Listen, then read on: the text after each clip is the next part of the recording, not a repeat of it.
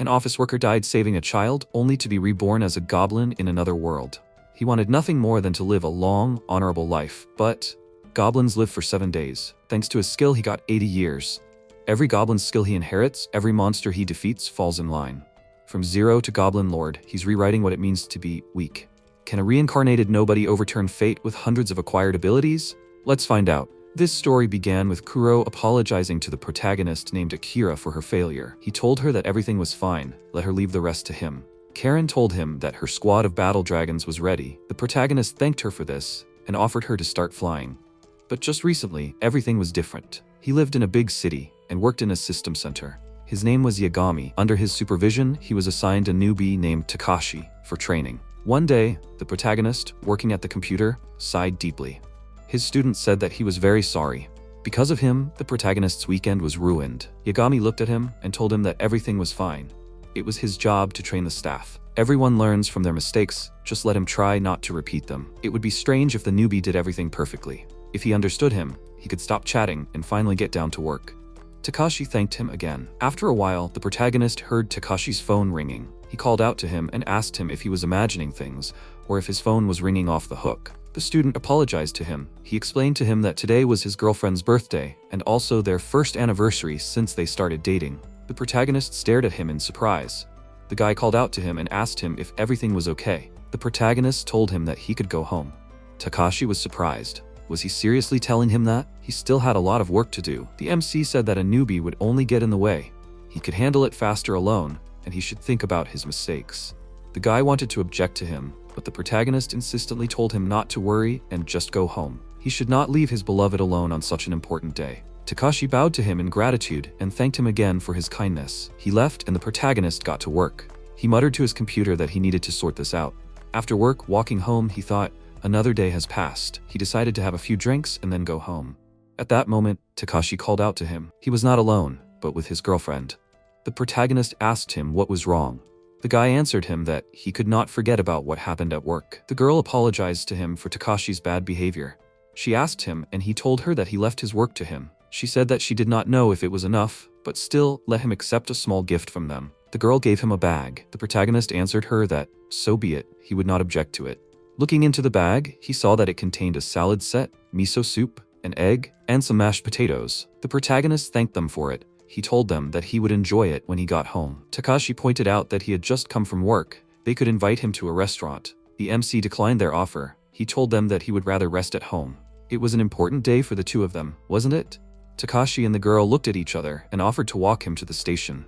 The protagonist sighed deeply, but agreed to it. On the way, Takashi chatted non-stop, telling his girlfriend how cool his teacher was and what he did. The girl asked the protagonist, her boyfriend always gives him trouble, right? The protagonist pointed out that it was hard to deny. She smiled and told him that Takashi often talks about him. Yagami looked at the guy and thought that he was a good guy. He appreciates him for caring about him.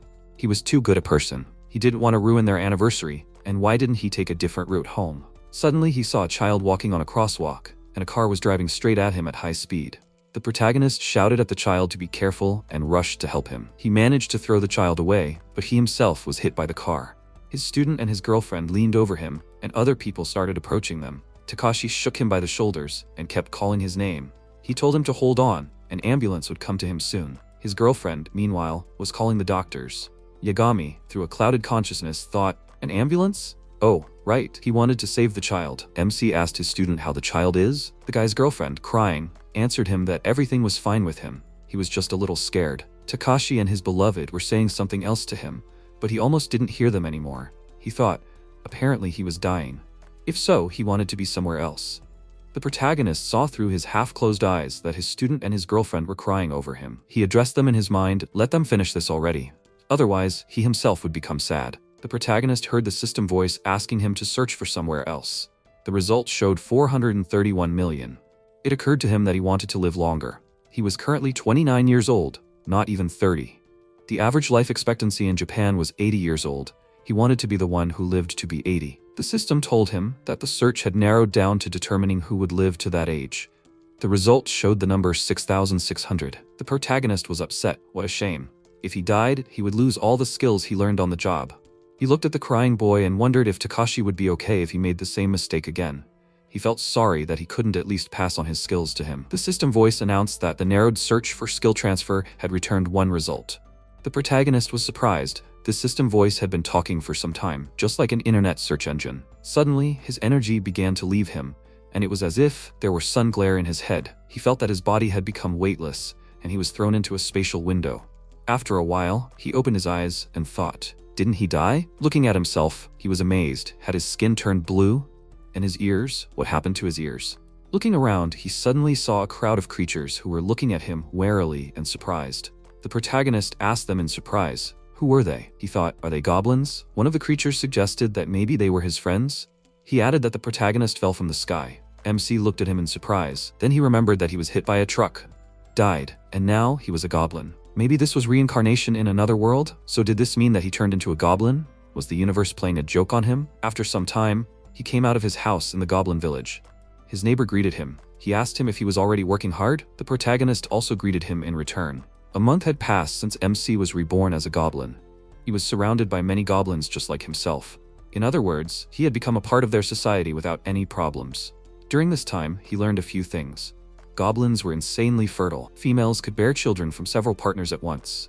He saw one female, two goblins pressed against her belly, discussing among themselves that their children were very energetic. The protagonist thought, where did he end up? The lifespan of these creatures is very short and is 7 days. They reproduce very quickly and die very quickly. In this, they are similar to rabbits and cicadas. Goblins are born with some types of skills. It is possible to transfer a skill to a creature that is nearby at the time of death. However, no matter how many skills are collected from other goblins, only the skill that is given at birth can be transferred. So, the skill of the protagonist is an 80-year-old creature. It seems that this is the skill that gives exactly this lifespan. Is it because of the wish he made when he died? Thanks to his skill, he has already seen off 3 to 4 generations of goblins with a normal lifespan. Thus, the number of skills that MC has inherited has already exceeded 200. He could use these skills freely, but when he died, these 200-odd skills would also disappear. Only an 80-year-old creature would be passed on to the next goblin. It seemed like such a waste of time to him, but there was nothing he could do about it. He could only accept it. Maybe he would come up with something in 80 years. The protagonist decided to take a walk in the forest. Their goblin village was surrounded by forest. The inhabitants lived in seclusion. The protagonist took walks in the forest from time to time. Now he was briskly walking along a forest path, gnawing on an apple he had picked along the way. He noticed that the apple was delicious. His sense of taste was almost no different from a human's. Goblins were omnivorous and could eat anything, and these creatures did not have to sleep. When life was only 7 days, it was stupid to waste it on sleep. Fortunately, this applied to him too. He had already gotten used to this body. There was only one thing that bothered the protagonist, his desires. Because of the high attraction of goblins, it is about 3 times stronger than that of a human. They look cute, like soft toys, so he could not perceive them as such. However, he was very popular among goblins. Every now and then, females approached him. They even argued over him, but he always categorically refused what they offered him. As a human, he did not encounter such a thing. Suddenly, MC heard someone moaning. Rushing to the source of the sound, he saw a strange man under a tree. It was the demon lord. It was obvious that he was injured. The protagonist approached him and told him to be quiet. Akira was about to start healing the lord. Healing is one of his skills inherited from the 200 skills. This skill is capable of healing. The protagonist activated magical energy. The lord asked him in surprise, "What is he doing? Isn't he afraid of the demon king?" The protagonist calmly answered him that the wounded are just wounded, be it a king or a commoner. When he realized what the lord said, he exclaimed in amazement, "He is the demon king?" In fact, the wounded man really did look like a demon king. Did he really exist? This was very cool. MC thought, although, what is he talking about? In a world where there are goblins, there is probably a demon king. In this regard, nothing is impossible. The lord, looking at the protagonist in surprise, said that he is some kind of abnormal goblin. Akira told him, he asked him to shut up, otherwise he will not be able to close his wounds.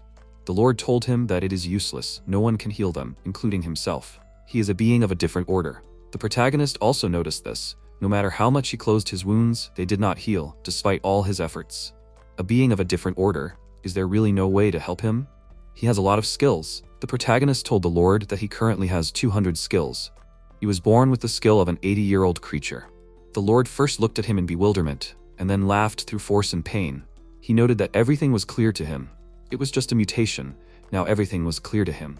The demon king coughed. Akira asked him if he was okay. He shouldn't raise his voice. The Lord said that if he had such a skill, his vessel should be larger than usual.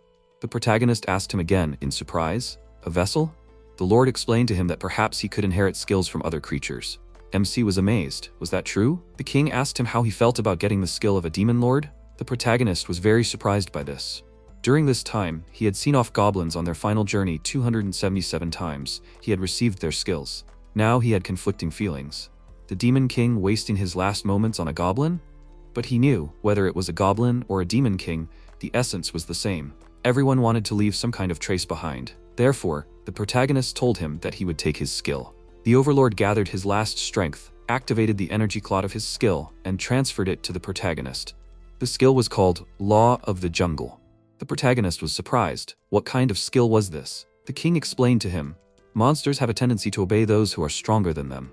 This skill makes it absolute." The king began to fade. The protagonist called out to him anxiously. The demon said that as soon as he defeated someone, the defeated one would completely submit to him. And no matter what happened, he would never betray him.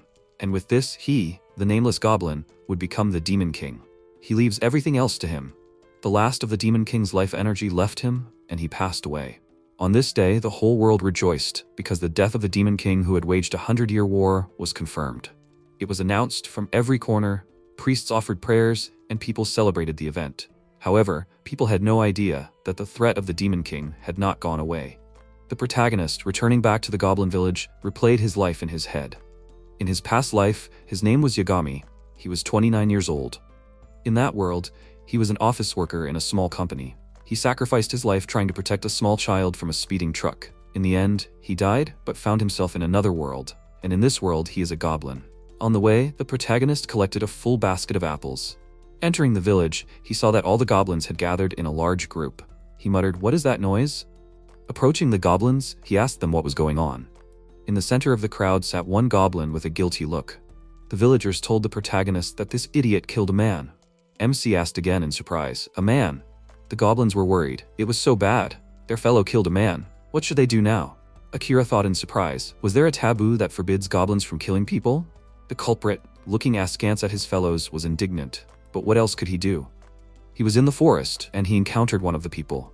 This man attacked him out of nowhere. The protagonist was perplexed. Even in self-defense, it is forbidden to kill people. The goblins, meanwhile, continued to lament. What should they do now? At that moment, a lookout came running with an alarming cry and shouted to everyone that people were coming to them. They would be attacked now. All the villagers shook with fear, not believing it. The protagonist knew that the goblins were weak. All they had was a high birth rate. Other than that, they had no strong points. Every now and then, sobs and lamentations could be heard from everywhere. What should they do? They were definitely lost. They were very scared. The protagonist thought they were all in a panic. He asked the lookout how many people there were and in what direction they were going.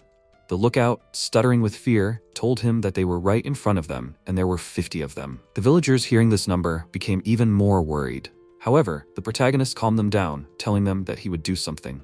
The goblins stared at him in amazement. What could he do against people? Meanwhile, a squad of knights rode into their village. At the head of the squad was Karen, who was fully dressed in armor.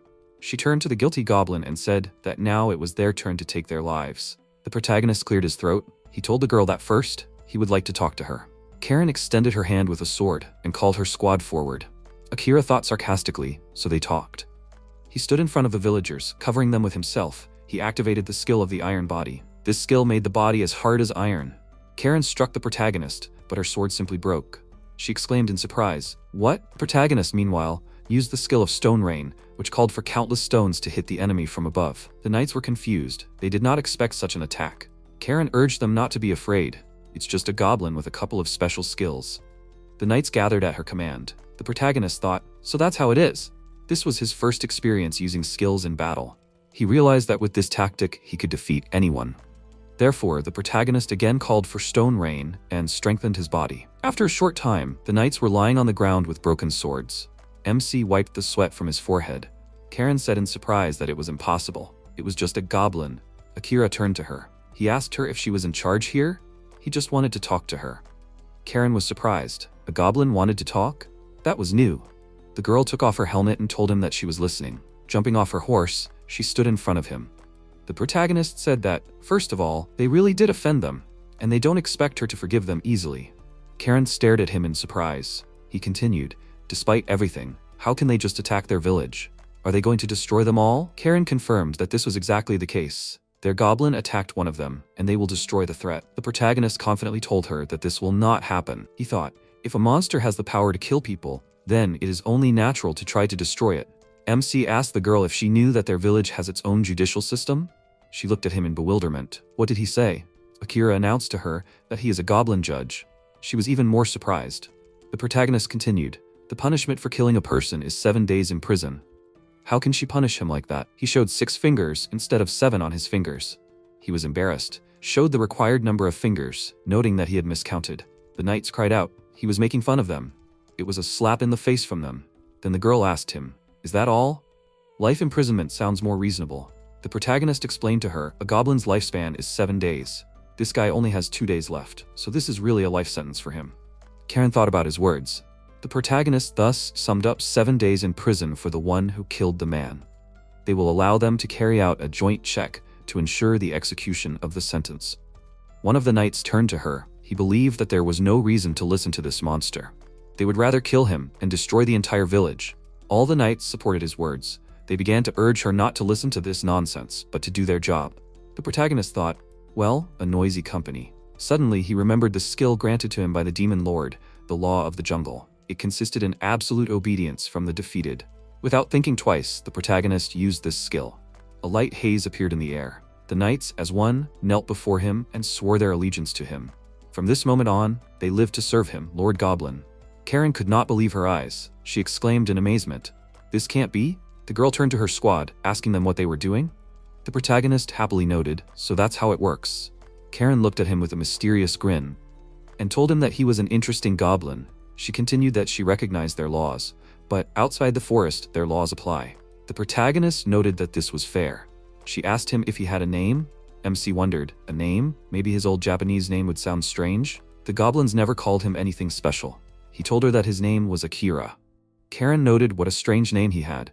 She introduced herself to him in response and added that she was a security inspector at his service. She gave her knights the order to leave, and also for them to help the wounded. The knights left the goblin village.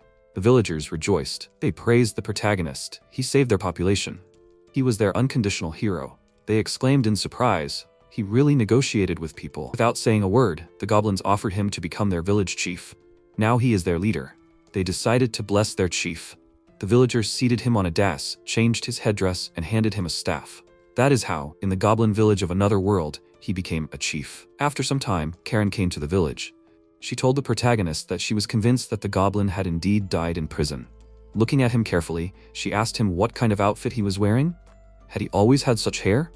The protagonist explained to the girl that, after that incident, he was appointed village chief.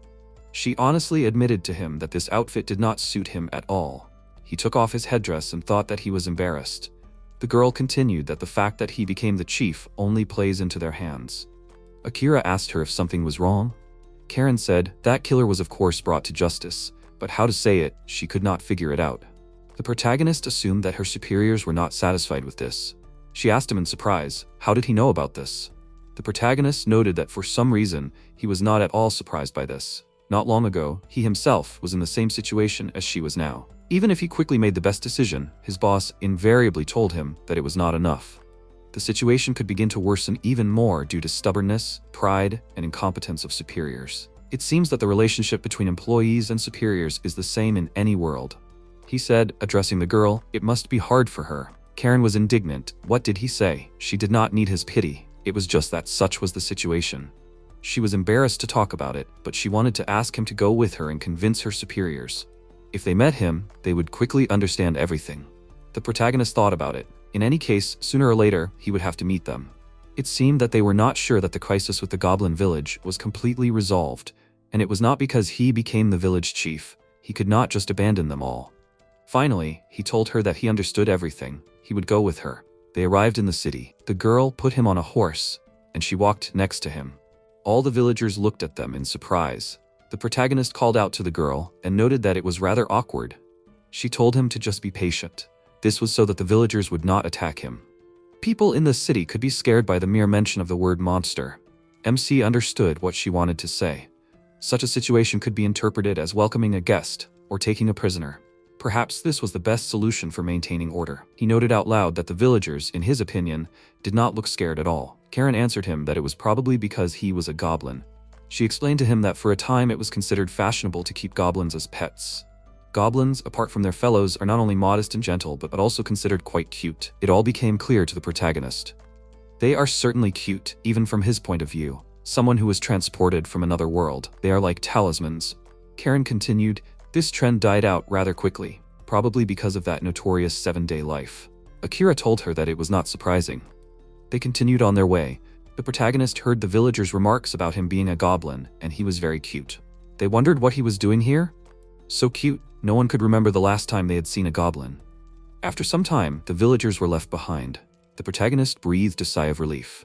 It was over. When Karen led him into the mansion, he was delightedly amazed at its size and the luxury that reigned around. His stomach twisted with excitement. He told Karen about it. She asked the maid to take him to the restroom. The maid told him that she would do it. The girl mentally noted that he was very cute. Entering the restroom, the protagonist was dumbfounded and in such a place from luxury. Everything was shining with gold, and everything was shining with cleanliness. Having done all his business, the protagonist thought, at least somewhere he could find peace. How big was this mansion? The protagonist saw a large tree in the garden through the window. It was being serviced by a gardener. In fact, it was the owner of the mansion, Count Simon of Orleans. But the protagonist could not know about it. He went out to him and asked him, did he take care of the garden every day? The Count was surprised. A goblin? It was so unusual. He had not seen people like him here for a long time. The man asked him, was he captured? The protagonist answered him that it was not so. He came here of his own free will. The Count was surprised. Why? Was he really going to attack this city? Akira told him that he had come to negotiate. A goblin had recently killed a man. Had he heard about it? The man told him that he had. The protagonist said that he had come here to take responsibility. Simon was surprised. Was he the murderer? MC objected that it was not so. But he had been appointed as a representative, so he would have to apologize. The man noted that his goal was to save his native village from destruction. The protagonist said that yes, that too, but no. Both people and goblins can make mistakes. However, it is normal to make mistakes while the representative is learning and not to repeat them. That is why, in order not to miss the opportunity to learn from this mistake, he had come to apologize. The Count asked him if he had come from the restroom. The protagonist told him that it was. He added that this room has low pacificity and is absurdly spacious. This makes philosophical thoughts a little difficult. Simon burst out laughing and noted that he agreed with him on that. The man who designed this room was a complete idiot. The protagonist wondered why he was saying that. If he swore so loudly, his master would scold him. At that moment, Karen appeared and called out to the man in surprise, "The Count? So he was here." She reported to him that she had brought the goblin in question here. Then she guessed the two of them, had they already met? The protagonist asked her in amazement, "This old man Count? Wasn't he a gardener?" The girl indignantly exclaimed that he was an idiot. This man was the owner of this mansion. And also, he was the uncle of His Majesty the Emperor, the Count of Orleans. The protagonist exclaimed in surprise, "What?" He turned to the Count and told him that he had deceived him. The man noted that this was said rather rudely. He was just pursuing his hobby. Simon laughed and continued, "Thanks to this, he managed to hear something interesting." He suggested that the protagonist end this matter. He ordered him to follow him. He told Karen that she was free. He thanked her for her service. MC, following the Count, thought, "It seems that this old man is the boss." Honestly, he did not even know what to think about him. They came to a bar. Simon suggested that the protagonist sit at a table. There were several beautiful girls. They immediately surrounded the protagonist, admiring how cute he was. One girl was surprised. She had never met a goblin. Akira asked the Count, "What is this?" The man laughed and told him that his friends call him Simon. And all this, drinks and women, will remain between them. The Count admitted that he likes him. He took a sip from his glass and noted that he likes him because he is attractive. The protagonist was surprised by his words. Simon exclaimed, "A man must be attractive. Otherwise, what's the point of being born at all?" MC was amazed at what was said. The girls told the Count that he should take care of himself at his age. His body can't take it anymore. The protagonist wondered in surprise, why was this old man speaking so frankly? And the girls didn't really choose their words. Was he serious? Simon said that he decided to live life to the fullest. And that's what he should do too, to outshine other men. The protagonist asked him in surprise, what did he mean? The Count made it clear that he needed to meet more people. To fully understand women, he needed to meet at least 1,000 women. With less experience, he was just a young man who didn't understand anything about them. The Count laughed heartily. MC thought that was too much. Of course. He knew who he was, but this was too much. He asked Simon then, how did he understand men? The Count answered, through gambling. The protagonist was surprised. Gambling? The man noted that it was. Any competition would do. Card games would be better. The protagonist thought, like blackjack, poker, or even mahjong. True, there are no cards in mahjong. Simon continued. The man shows his true nature when he gambles. The protagonist asked him in surprise, and this also needs to be done 1,000 times? The Count laughed again. He noted that this is not necessary. A man is much easier to understand than a woman. Once is enough. It is true that gambling reveals a person's true face. It can change him radically. But this is only his opinion. The Count asked Akira what he would do to understand the man. The protagonist thought about it and answered him that he would look at his mistakes and whether he would repeat them. He continued, everyone makes mistakes, however, no one should repeat them over and over again. There are men who learn from them, and there are those who do not. This is his way of recognizing. The Count said thoughtfully, what an interesting point of view. He thinks there are many different ways. Then the man caught himself. He had started talking. He was thinking deeply about something. The protagonist, looking around the room, noted that this was probably a prestigious place. He had once been to an expensive club, but all the attention was focused on another client. But now it was turned to him. Then the president was in high spirits. The women around him expressed their admiration for his skills. Finally, the Count said that this conversation had become boring. It was time to admire the beautiful flowers. He expressed his hope to the protagonist that he would have a great time, since he was already approaching the end of his life. The protagonist assured him that everything was fine with that. He had a skill called an 80-year-old creature, so he could live until he was 80 years old. Everyone present stared at him in amazement. MC was embarrassed. Well, did he say something wrong? The Count grabbed his hands and exclaimed, someone like him, his dear friend, can meet 3,000 or even 30,000 women in his life. Being a goblin must be good.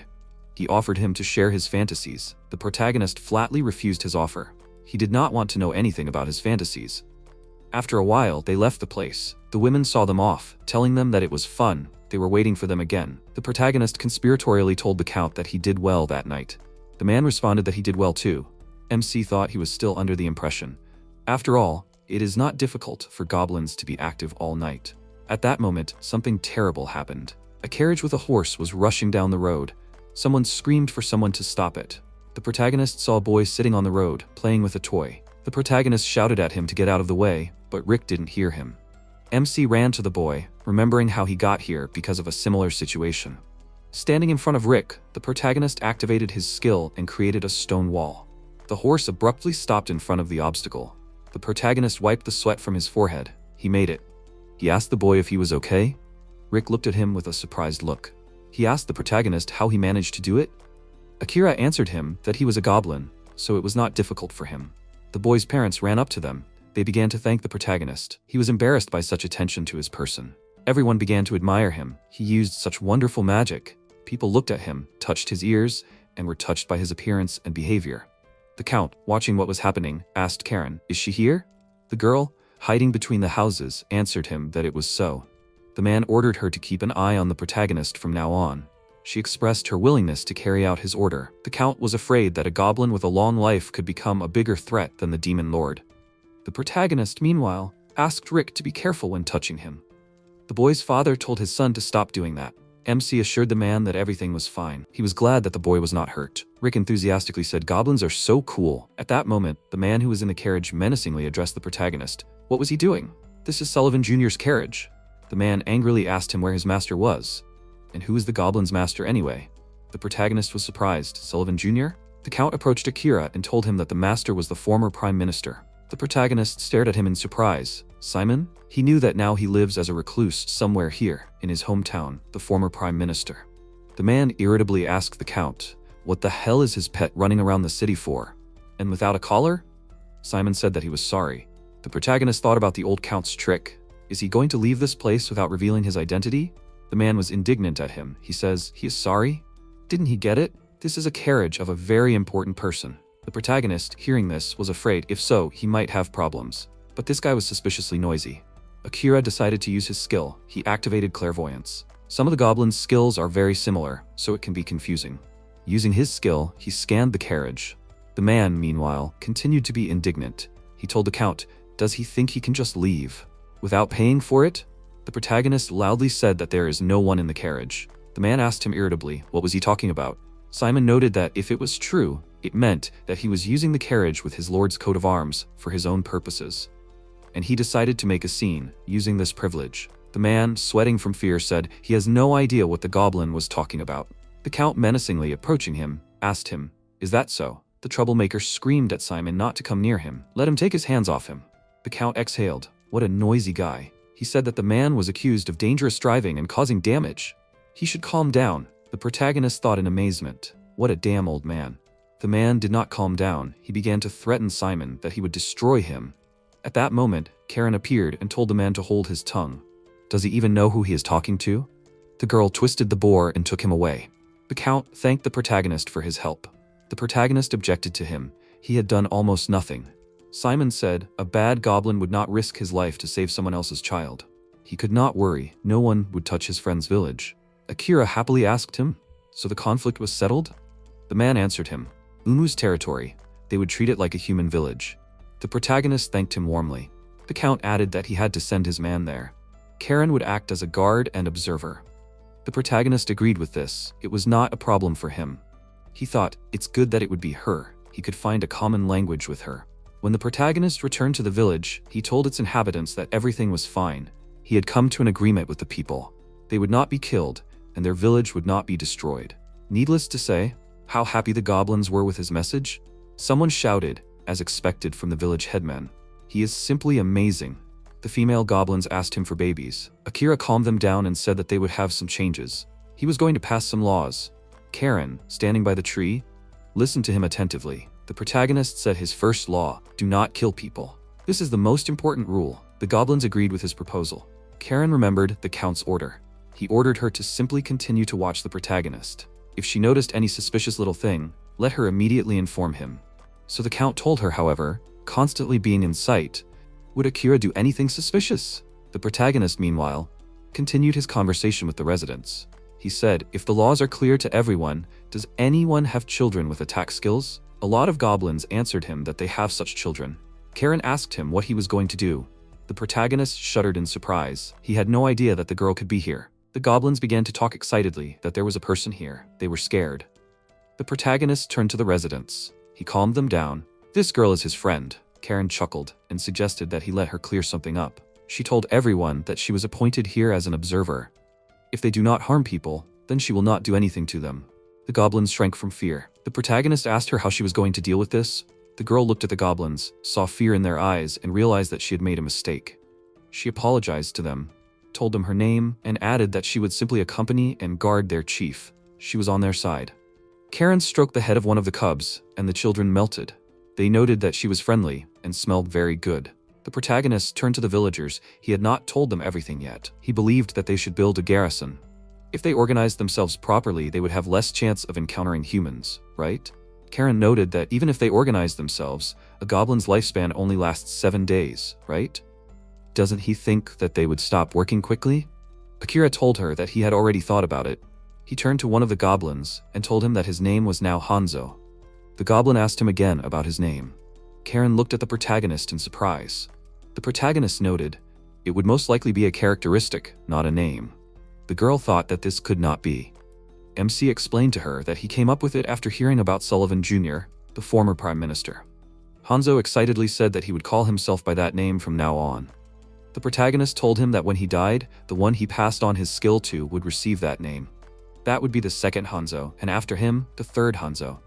He continued that those children who were born with offensive skills would join Hanzo's team. The protagonist asked the villagers if they understood. The goblins answered him that they understood everything, and they agreed with him. Karen noted that he seems to be loved here. They agreed so quickly. The protagonist scratched his head in confusion and noted, oh well. He asked the goblins if there was anyone among them with the skill of determining the value of things and counting money. 3 goblins answered him that they had this skill. The protagonist was surprised, only 3 goblins. This is a rare skill. He turned to one of the females and told her that from today on, she is the first Kinokuniya. She readily told him that he can rely on her. Karen asked him what he would do with humans. He told her that those who want to trade will deal with Kinokuniya. If a goblin commits a crime, his fate will be decided by the judge, Toyama-no-kin. Even if the previous goblin disappears, the one who inherits his name and skill will move to the same position. The protagonist was sure that this system is quite suitable for goblins, considering their short lifespan. Did anyone else have any questions? No one had any objections. Karen thought in surprise, no wonder Count Simon was afraid of this monster. He was not an ordinary goblin. After a while, another Hanzo approached the protagonist and asked him to look at something. After the protagonist named all the goblins, several weeks, or rather generations, passed. A goblin showed him a man tied to a tree. The protagonist asked Hanzo what it was. The goblin reported to him that yes, he was the third Hanzo. The goblin laughed happily. 2 weeks had passed since the protagonist launched the naming system. Generations replaced each other in different positions. The protagonist was pleased. Everything worked as intended. Hanzo III, pointing to the tied man, explained to him that this man had invaded the forest. In addition, he was trying to attack him, so he simply knocked him out. Akira was surprised. He managed it alone? Hanzo III laughed and told him that it was. He was protecting the village, as their chief ordered them to. MC thought, looking at the captive, this is not the first time in a month. This man invaded their forest and tried to attack. So on their part, it was legitimate self-defense. The protagonist answered the goblin that he did the right thing. Let him take this man to Karen. The goblin hesitated after his words. The protagonist asked him what was wrong. Hanzo III answered him sheepishly that he was fine. The protagonist persistently asked him if maybe he could help him with something. The goblin took courage and said that today he promised a lady that he would come home early. Therefore, he can't wait for his shift to end.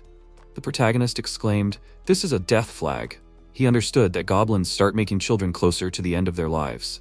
The goblin looked at him expectantly. The protagonist told him not to worry, he would take care of the rest himself. Hanzo III was surprised by this. The protagonist explained to him that since he made such a promise, he should not delay with it. Let him go and do it. The goblin, not believing his luck, thanked his elder with delight and ran off to do his business. The protagonist, looking at the prisoner, noted that he would give him to Karen. The girl answered him that there was no need for that. The protagonist shuddered again from her unexpected appearance. He asked her in surprise, was she here? The girl answered him that she had listened to their conversation with Hanzo III. She looked at the protagonist with a smile and added that she knew people like him. The MC asked her again in surprise. He answered him that it was so. He is a guy who takes on everything, ultimately remaining nothing. The protagonist was embarrassed by her words. She continued, in any case, it is an interesting system. It allows goblins to inherit one name from generation to generation. The protagonist agreed with her. He noted that although 2 generations have passed, the effect does not cease to amaze. Karen asked him, what is he talking about? Akira pointed to the prisoner and told her to look at him. He was sleeping, wasn't he? He had several burns and cuts on him, as well as a few bruises and contusions. To possibly confirm his theory, he used Sleep Wind, Flame Blade, and Stone Rain. He added that he thought the goblin had used the same skills. Karen asked him, what does that mean? Goblins pass on their skills when they die, right? It's no wonder he has several. The protagonist agreed with her, but made a note that up until now, the skills were being passed on at random. The girl asked him, confused, at random? MC told her that she understood correctly. A child with an ability could have gained an ability, such as strength, simply because he happened to be at a funeral. Karen admitted that it didn't make sense. The protagonist continued, when a person acquires a skill, in most cases, they create a synergy with an ability they already have, or choose something that is compatible with it. It's not the same case for goblins. Karen said in amazement, so that's what this system is for. Akira explained to her, goblins with offensive abilities gather around Hanzo. Thanks to this, the inheritance of skills will remain in this circle. He added, until now, this was rare. 3 skills of the same type and all in one goblin. This is what he thought about after he was hit by a truck. He wished he could pass on his skills to someone. Then he thought that he wanted to pass on his abilities to Takashi. Not the girl who was next to him, but Takashi himself. Simply because it would be much more effective. Goblins do not think about such things, and simply pass on their skills. He wanted to change this, so he tried to implement a succession system. He said out loud, even a goblin with a lifespan of 7 days can achieve a lot. Karen listened to him in amazement. Then she noted, then, they will have to recognize the goblins as a threat. Akira calmed her down. He told her that everything is fine, he is here. As long as he is here, the goblins will not be hostile to humans. Let her not worry, he will extinguish possible conflicts. Karen smiled and noted, then he will have to live a long life. The protagonist assured her, he has at least 80 years, thanks to his skill. At this time, on the other side of the forest, Kuro, the servant of the demon lord, was looking for her master. She wondered where he was. Where could he disappear to? She had to use the search skill by the ability, Law of the Jungle. She felt that the demon king was still alive. She was getting closer and closer to the skill of her master. Kuro thought, even if he is dead, it will not stop her. This time she won't lose. Her place is next to the demon king. Meanwhile, a new problem was approaching. The protagonist was reading books and writing in a notebook. Finally, he stretched sweetly and exhaled. The protagonist thought how uncomfortable it was to sit in this chair. Although nothing can be done about it, goblins do not know how to make furniture well. Perhaps he should create a group with the skills of such work. From time to time, someone like them appears with the skill of carpentry. At that moment, there was a knock on the door, and Karen came in. She said, "There he is." The girl asked what he was doing. The protagonist answered her that he was creating the simplest legislation. Karen was surprised. Legislation? MC noted that she heard everything correctly. He is creating something that can be shown to people. If it were only about goblins, they would certainly not need all this. He wants to strengthen the status of autonomy. They must show people that they have laws. The girl said everything is clear to her. He wants to introduce legal self-defense? The protagonist stared at her in surprise. What was she talking about? Karen was amazed. Don't goblins have such a concept? He had already said this. He thought, is it when one of the goblins killed a person? The protagonist said, of course there is, but he had something else in mind. He drew her a simple diagram, and he explained to her the following. Negotiations have certain areas of coverage, covering the principles and goals of both parties. They must find this overlapping area and bring them together. The girl chuckled thoughtfully, listening to his speech. He continued, it is extremely important to convey a convincing picture to the other side. If he then stated that it was only self-defense, would that convince people? Karen told him that it would not work. MC asked her, does she see it? That is why he said that the goblin killer will be imprisoned for 7 days. A smart person will immediately understand that this is a life sentence. But when negotiating with someone of a lower level, you have to rely on persistence to make the other party listen. Karen understood what he wanted to achieve. She thought that one incident had already taught him so much. His idea of assigning names to goblins was also good. He didn't look like an ordinary goblin at all. She should report this. There was a serious threat hidden behind the goblin's appearance. Did he even realize that? At that moment, they heard a noise in the street. The protagonist was surprised. What was that?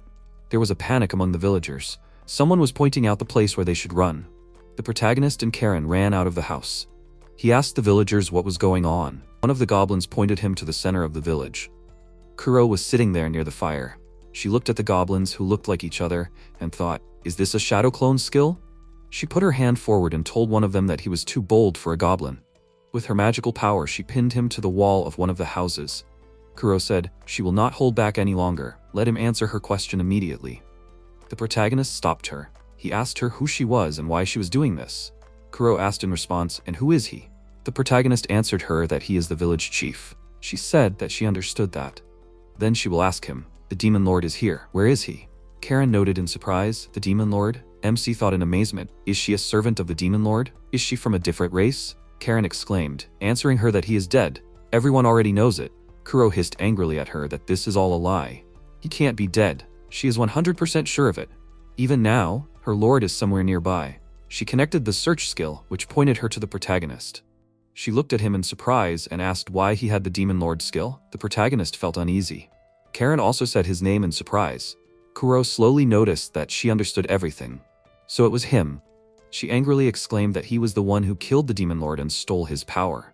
The protagonist didn't even have time to say anything to her. She rushed at him, intending to hit him. Finally, he exclaimed, let her wait. He will explain everything to her now. Kuro nervously hissed at him to shut his mouth. She was going to finish him off. MC realized that he had no choice but to forcibly close her mouth. He activated the chain skill, and in the blink of an eye, Kuro was wrapped in them. She irritably called him a small thing, and easily broke the bonds. The protagonist was surprised, such a powerful force in such a small body. Kuro rushed at him again to attack. The protagonist jumped back. She slammed her fist into the wall of the house. He wondered in surprise, had she completely lost her mind? He had to use a barrier, which demoralized her, and then he chained her up again.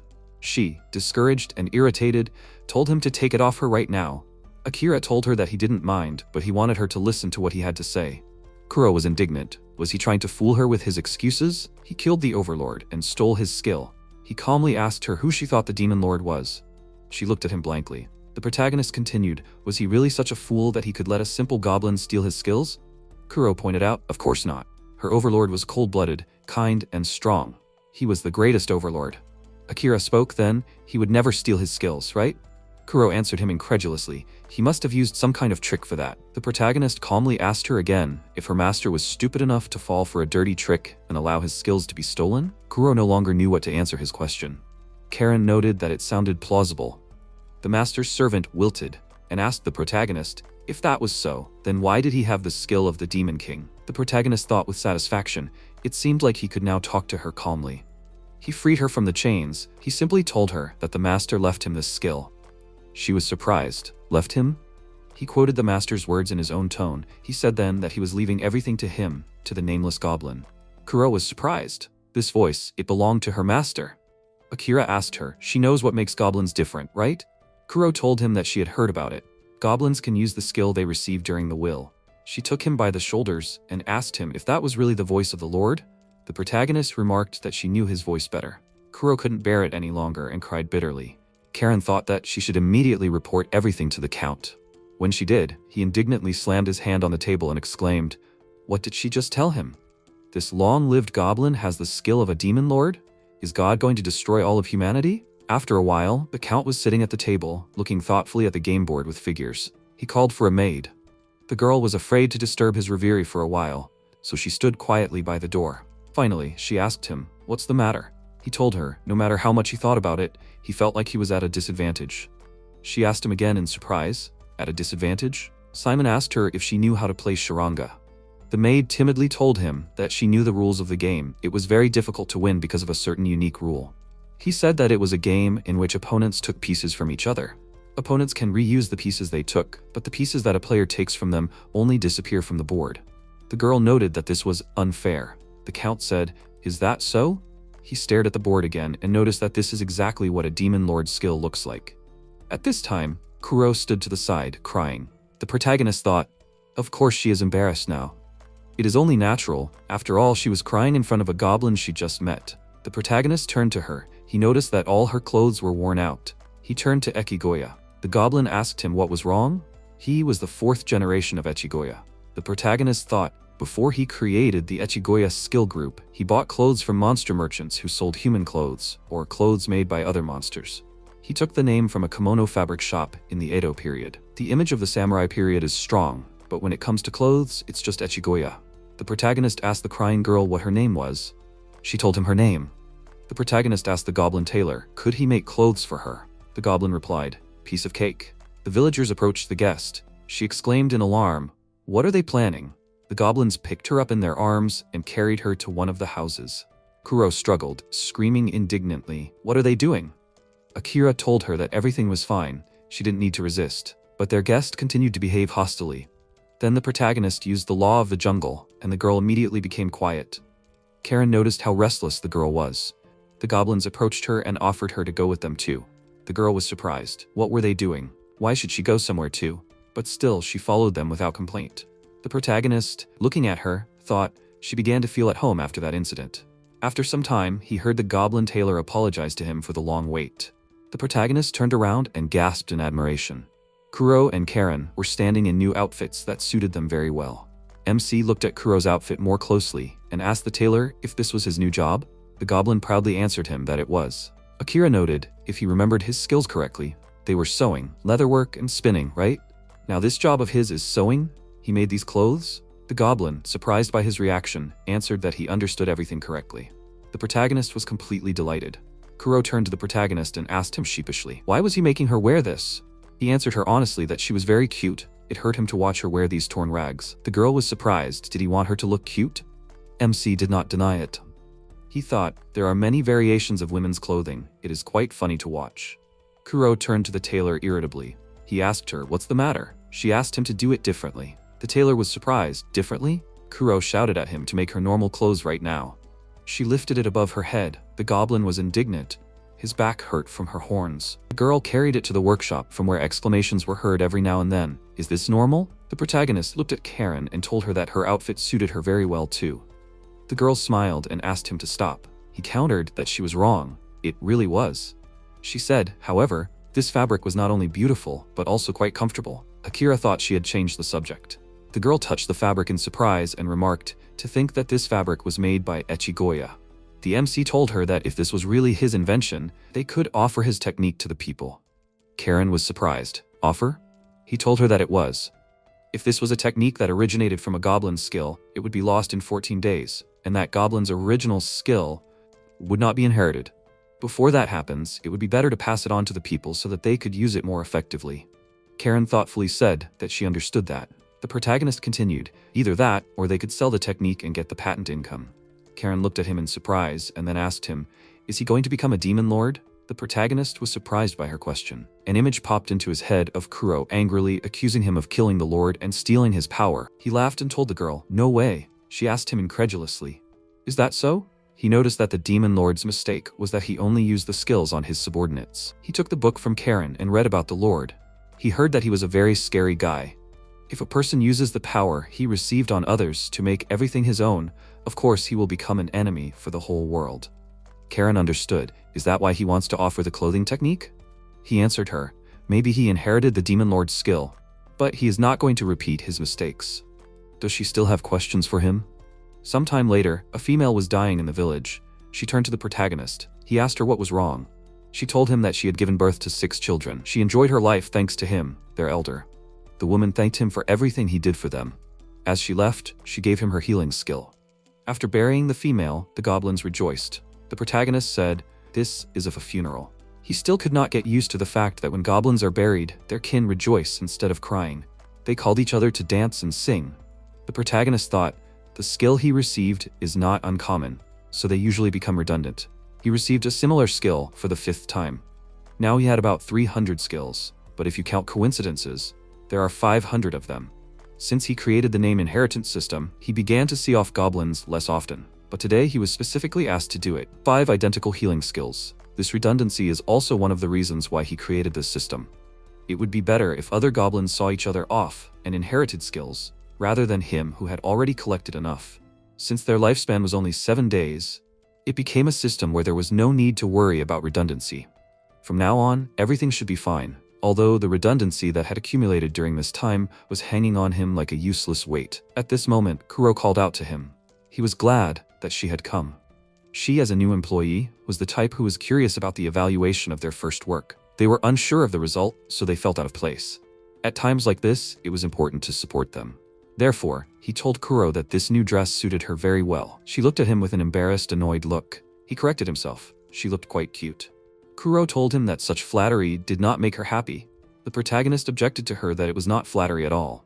She turned away from him to hide her satisfied smile from him. Then she turned to him and said neutrally, well, her old clothes were worn out anyway, so she didn't mind wearing these. She added that she wanted to ask him something. How much of his life was left? The protagonist told her that he had a skill, an 80-year-old creature. So, compared to the 7 days of an ordinary goblin, he could live up to 80 years. She didn't believe him. Really? Was there really such a skill? The MC said that in a week she would see for herself.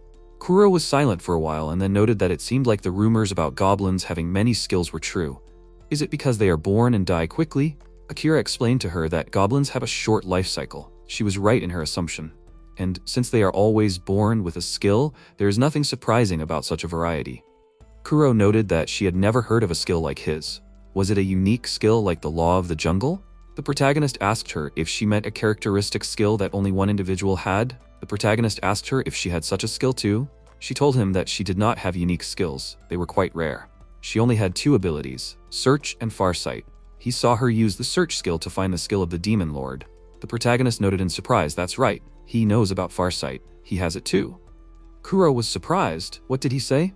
MC activated farsight and showed her how it worked for him. The ability to see up to 1 kilometer away. He asked her, is that so, huh? Kuro happily said that she had the same thing. She showed him how it worked for her. While showing each other their abilities, they didn't notice the goblins watching them. The villagers noticed that they got along well with each other. Their chief was having fun too. Suddenly, Kuro started shaking, and she was illuminated by a bright light. She exclaimed, what's going on? The protagonist asked her in surprise, is she okay?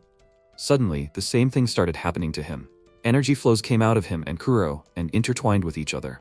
It became clear that the 2 farsightedness skills reproduced farsight. Kuro rubbed her eyes and exclaimed, what does this mean? The protagonist said in surprise, farsight? He asked Kuro to try this ability right now. She agreed to it, strained her eyes, and saw the city. The girl exclaimed in surprise, wow, she can now see further than before. The protagonist noted that it seems he can't use this new skill. He also lost his farsightedness. Did their skills merge together to form a higher rank skill? She asked him in surprise. Could he do that? Suddenly, he exclaimed that he understood everything. Kuro fell to the ground in surprise at his cry. She asked him in amazement, what happened to him? MC said with delight that he found a use for the excess skills. After a while, the protagonist gathered some goblins near a large fire. Kuro asked the villagers standing next to her, what are they doing? There was a goblin standing in front of the protagonist. Akira thought, the fifth Hanzo, the leader of the team with offensive skills. He was the one trying to protect the village from Kuro. MC turned to him. He asked him, he has a cloning skill, right? Hanzo told him that he does. The protagonist said that it is good. He activated the clone skill and handed it to the goblin. Hanzo was surprised. What was this? Activating 2 skills created a third, shadow clone. The goblin was illuminated by magical light. The protagonist asked him, well, how was it? Hanzo answered him that it was simply amazing. In front of the protagonist stood 3 goblins, similar to each other, like drops of water.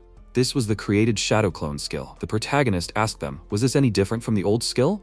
The clones admired. This was a completely different matter. All these clones were like the real ones. The protagonist asked them, were they all real? They answered him that they were. They were sure that Kuro would be able to tell. The girl confirmed that this was so. They were all like the real ones. After having a short battle with them, she eventually added, fighting someone who uses clones is useless until the opponent finds the original. But with this, they will not be able to achieve anything until they destroy them all. The clones agreed with her. Each of them, at the same time, is both a clone and the original. As long as one of them remains alive, everything is fine. The protagonist remembered, the shadow clone is the evolution of the cloning skill. The rest of the villagers envied the test subjects. They decided to throw a party in honor of Hanzo. The protagonist said they just celebrated.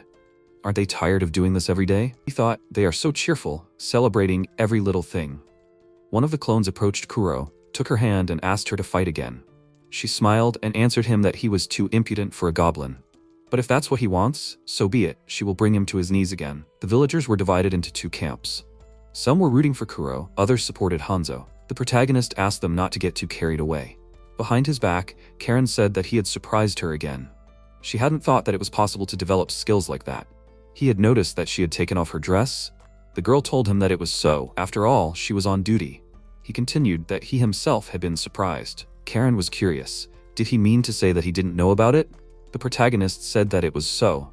If he had known it, he would have used it a long time ago. It turned out that in order to get 1 improved skill from 2 skills, he and his partner had to have the same skill. Then the skill he transferred would be absorbed. Of course, this was a rather strict condition. But for goblins, who have many skills and can often transfer them, this is not a problem. Karen asked him, does it work on everyone? He thought about it, then he guessed, most likely. The girl doubted, is he sure? Perhaps it only works on goblins. He said that he had already used this ability on Kuro. Therefore, he did not think that it only works on goblins. Karen objected, but she was also a monster. Maybe it didn't work on others. The protagonist admitted that there was truth behind her. Here, he was stepping on the path of guesses and assumptions. At that moment, the system voice in the protagonist's head reported that during the advanced search for the ability to transfer skills, 1 candidate was found. MC noted as if that world was specially selected through some search engine. Today's incident only strengthened his confidence that this was the world he involuntarily wished to find himself in. Collecting and combining skills. This system is consistent with his practice. He remembered from his past life how happy he was that his friend passed the accountant exam. His friend told him then that he studied while working as a tax consultant. This whole system reminded him of his past world. The protagonist took a branch and began to draw something in the sand. Karen was surprised. What was he doing? He asked her, had she never seen such a game? It's a game where players take turns moving pieces and capturing opponents' pieces. She asked him if he meant charanga. The protagonist noted, so she had seen it, only he called it shogi. The main detail that distinguishes shogi from other similar games is that you can reuse captured pieces without limitation. Karen was surprised. Captured pieces? The protagonist explained to her, in charanga, the pieces are divided into black and white. But you can't use the pieces you took from your opponent, like in chess. The girl was surprised. She had never heard of such a thing. Is this a monster game? MC said, not quite. Chess pieces are divided into the colors of the players, and in this game, the symbols change depending on the group the piece belongs to. Shogi has the same pieces on both sides that can be captured, with the exception of the king. He believed the same applies to skills. If he had reincarnated in the world he had dreamed of, then perhaps he should live by these rules. This was his assumption, but he couldn't tell Karen something so absurd. He said out loud that if he could share his skills with other beings, then that would be fine. If he could share his skills by enhancing others, he thought it would be better to share them with everyone, including humans. Suddenly, there was a noise.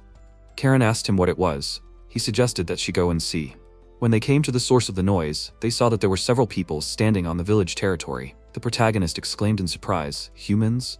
One of the newcomers told them that if they, the pests, continued to resist, he would destroy them all. Hanzo tried to fight the uninvited guests. One of the team remarked to his leader, maybe he had enough already? They would waste a lot of precious time on these games. The protagonist, running up to them, asked the villagers what had happened. They explained to him that people suddenly attacked and Hanzo came to protect them. Kuro said that she offered Hanzo to destroy them, but he told her to stay put and watch.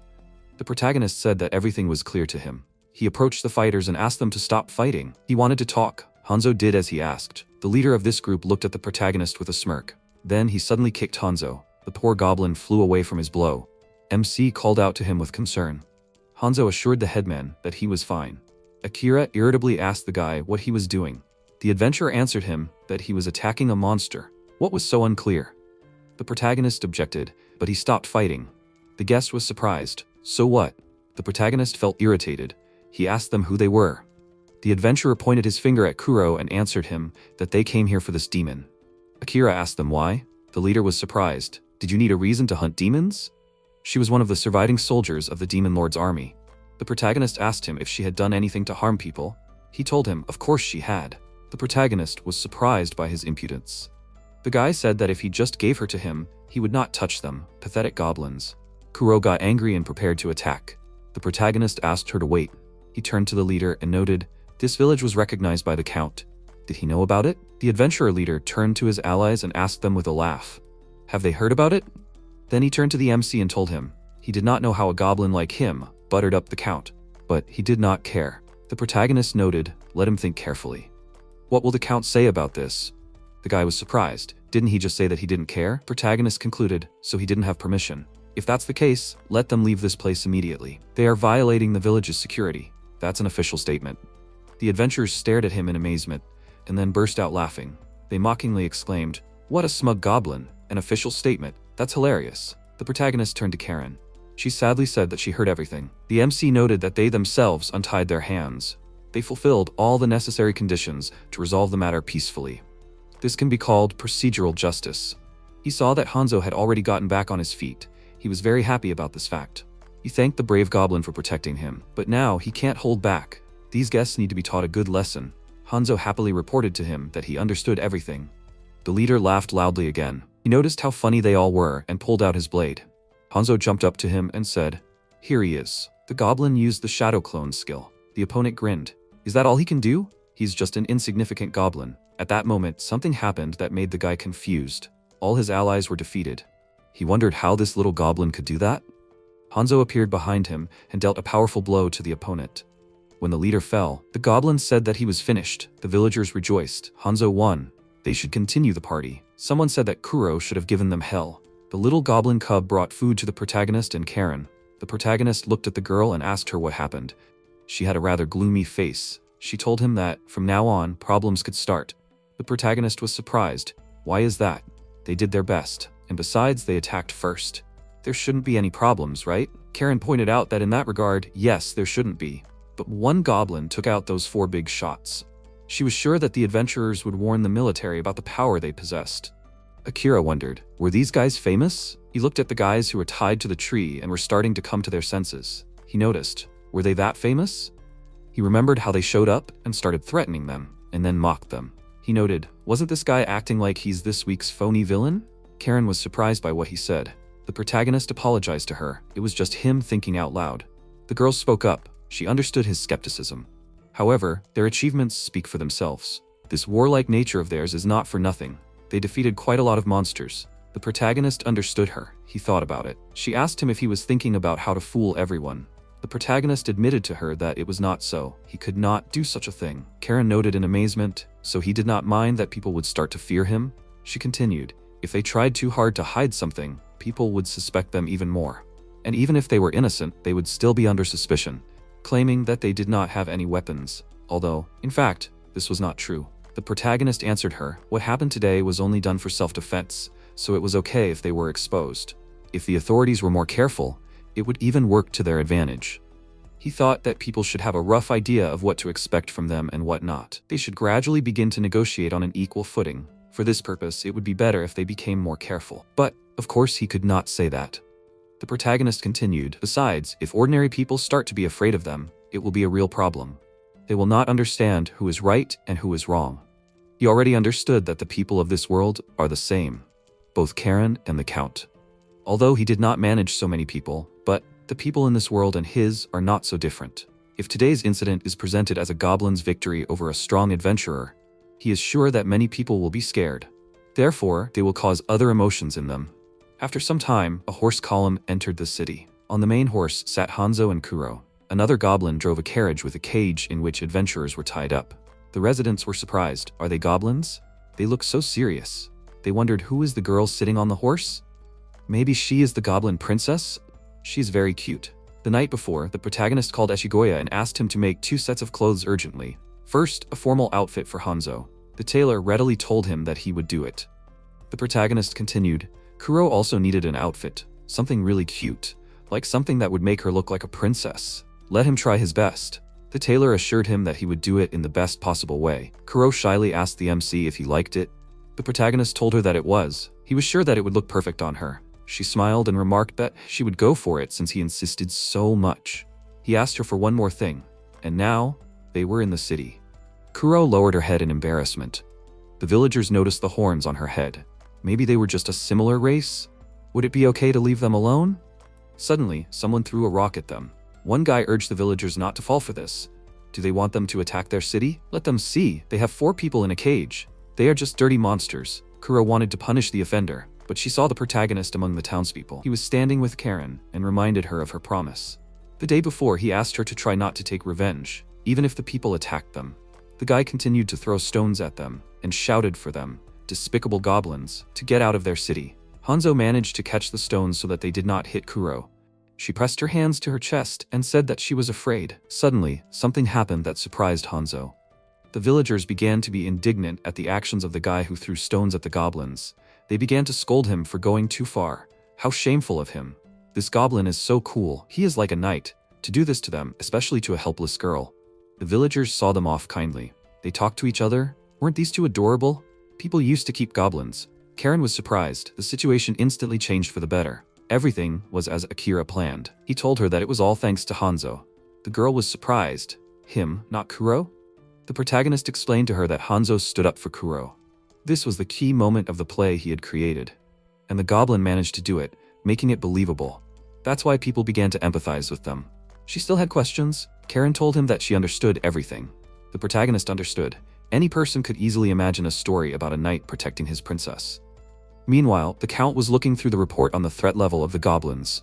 He noticed a goblin with a long life, the skill of a demon lord, and a lot of different tricks. They better be prepared for anything. The goblins, along with Karen and the tied-up troublemakers, arrived at the castle. Kuro asked in surprise, "Is this the king's castle?" The protagonist told her that it was the Count's castle, but he was still a respected man. Simon came out to meet them, saying that he was glad to meet his friend. The protagonist apologized to him. The Count remarked that it was nothing, and that he should not take it to heart. He had done nothing wrong. MC said he hoped that he would say that. The Count asked him, "What about the other goblins?" Akira told him that he had already sent them home. Some of them promised to have offspring, and among them there were those whose days were numbered. Simon remarked that it was unfortunate. He had heard from one person who was watching the parade that there was a cold-blooded goblin. He could not wait to see how attractive they looked. He looked at Kuro and asked the protagonist if this was the girl he had heard about. The protagonist answered that it was. The adventurers were hunting her, so there was no point in hiding it. After some thought, he decided to bring her here. He could assure him that Kuro would not harm anyone. The Count said that since his friend was saying this, he would believe it. He leaned towards the protagonist and whispered to him what his plans were for the evening. The protagonist smiled. The Count loved to live life to the fullest, and he was impressed by real men. And he seemed to have a special interest in creatures like him. He was happy that he was inviting him, but he couldn't take Kuro to such a place. Suddenly, birds appeared above the castle. Kuro asked the protagonist what they were. She used her clairvoyance and said that there were many birds here, and they all had name tags on their paws. The Count was surprised to note that she had excellent eyesight. The girl grinned and told him that it was all thanks to the skill of farsight that she had received from the protagonist. The Count noted in amazement, that's how it was. The protagonist asked him, "So what was it?" Simon said that it was better to see it once than to hear 100 times. He led them to the place where the birds were. They flew up to the branches of trees and chirped loudly. The Count said that it was a game that had recently become fashionable among upper-class women. It was called the Nightingale Bet. Each person releases their bird into the wild and competes to see who will be the first to land on the branch. The protagonist noted that it was quite elegant. Release the nightingale and put it on the branch, right? Mere mortals cannot understand the thoughts of socialites. Simon said that a widow he knew asked him for a good nightingale. Now he is training them. The protagonist continued, and if this lady wins against the other ladies, she will do something for him, right? The Count laughed and noted that he figured him out. MC thought, if we are talking about widows, then everything is more than obvious. Simon offered him to play a game. He just wanted to test them. Akira told him that he does not carry nightingales with him. The Count waved him off. Oh well. The servant brought them 2 cages with birds. Simon pointed out that they would simply place bets on whoever landed on the branch first. That one would win. The protagonist understood everything. The Count continued that since they had started these bets, they should bet on something. If he wins, he will take one of his goblins. The protagonist wondered, what is he talking about? Simon noted, he has someone with him who is good at sewing, right? He will make him sew beautiful clothes for the ladies. Akira grinned. So that's what he had in mind. He told the Count that he agreed to it. And if he won? Simon looked at Kuro with a leering look and told him that he would take measures to ensure that this did not happen again in the future. Akira understood. The Count's expression changed. So he wants people to stop chasing Kuro, huh? It's a difficult task. The protagonist said that he was fine with this condition. They would do it. The Count exclaimed he didn't expect anything else from a man like him. He offered the protagonist to choose any nightingale. MC looked at the cages and thought, honestly, he has no idea. Will his choice affect anything? Finally, he pointed to the cage next to him and said that he chooses this one. Simon told him that then, the neighboring cage is his. The servant took the cages. The Count told the protagonist that as long as they were nearby, the birds will not fly. They need to move away. They moved away, and the servant released the birds. They both flew up to the branches, but suddenly the protagonist's bird turned away from the branch. He was surprised. It seemed to him that his bird wanted to land. Kuro spoke quietly as his bird was about to sit on a branch. Its leg was pulled back. It was hard to see, but there was a transparent thread tied around the leg of this bird. Kuro wanted to be indignant at the Count's deception, but Akira gave her a sign to be silent. He activated the law of the jungle, and the girl immediately became quiet. Simon laughed happily. He won. The protagonist said without offense that he had lost. Tomorrow, he would bring Echigoya here. Simon said that he would be very grateful to him for that. He was not taking him forever. He just wanted him to work for him for a little while. After some time, the Count, scribbling something on paper, called Karen to him. Entering his office, the girl said, did he call her? Karen noticed that Simon was sealing the letter and asked him what it was. He answered her that he had received a letter from his superiors asking about the level of threat from the goblin. Here, in this envelope, is the answer to it. The girl asked him, and what did he answer? The Count said that he tested the protagonist by gambling. He did not use cards because he did not want him to be too careful. However, he obediently retreated without causing a scandal. Therefore, he told the authorities that this goblin did not pose a great threat to them.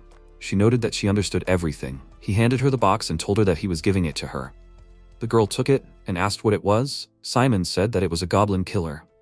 It is a secret weapon against goblins who have become too strong, having acquired many skills. Karen wondered why he was giving it to her. The Count confessed to the girl that the goblin had discovered his deception. And yet, he silently admitted his defeat. He did not bite the bait that he had prepared for him. He is too different from ordinary goblins. Karen opened the box and saw a blade inside. Simon told her to use it in case of emergency. The girl told him that she understood him and would do as he told her. The name Goblin Slayer speaks for itself. Among the various races living on the surface, humans are one of the weakest. However, to compensate for this, they have quite a sharp mind. Humans have invented countermeasures against stronger races, a set of Slayer weapons. By infusing magic into these weapons, they can cause fatal damage to the chosen race. Even a small scratch or blow from this dagger leads to instant death of the opponent. So, according to rumors, 3 types of killers were created: Dragon Slayer, Demon Slayer, and Goblin Slayer. Goblins have a short lifespan, but they are capable of causing harm to tens of thousands of people. Many people know about this. After some time, a knight came to the goblin settlement. The protagonist exclaimed that, as he had already said, they lived in this village. He was asking him to leave immediately. The knight shouted furiously, "Let this insignificant monster shut up. Let him stop trying to imitate humans." The protagonist looked at Karen in confusion and noted that he seemed to be standing his ground.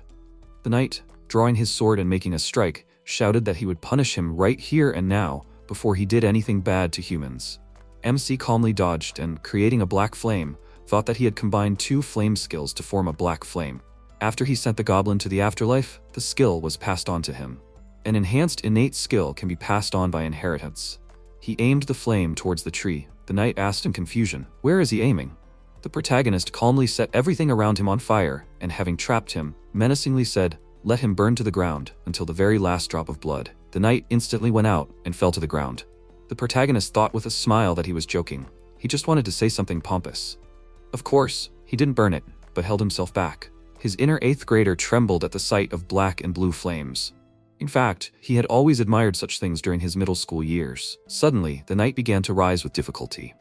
MC was surprised to notice that he had not calmed down.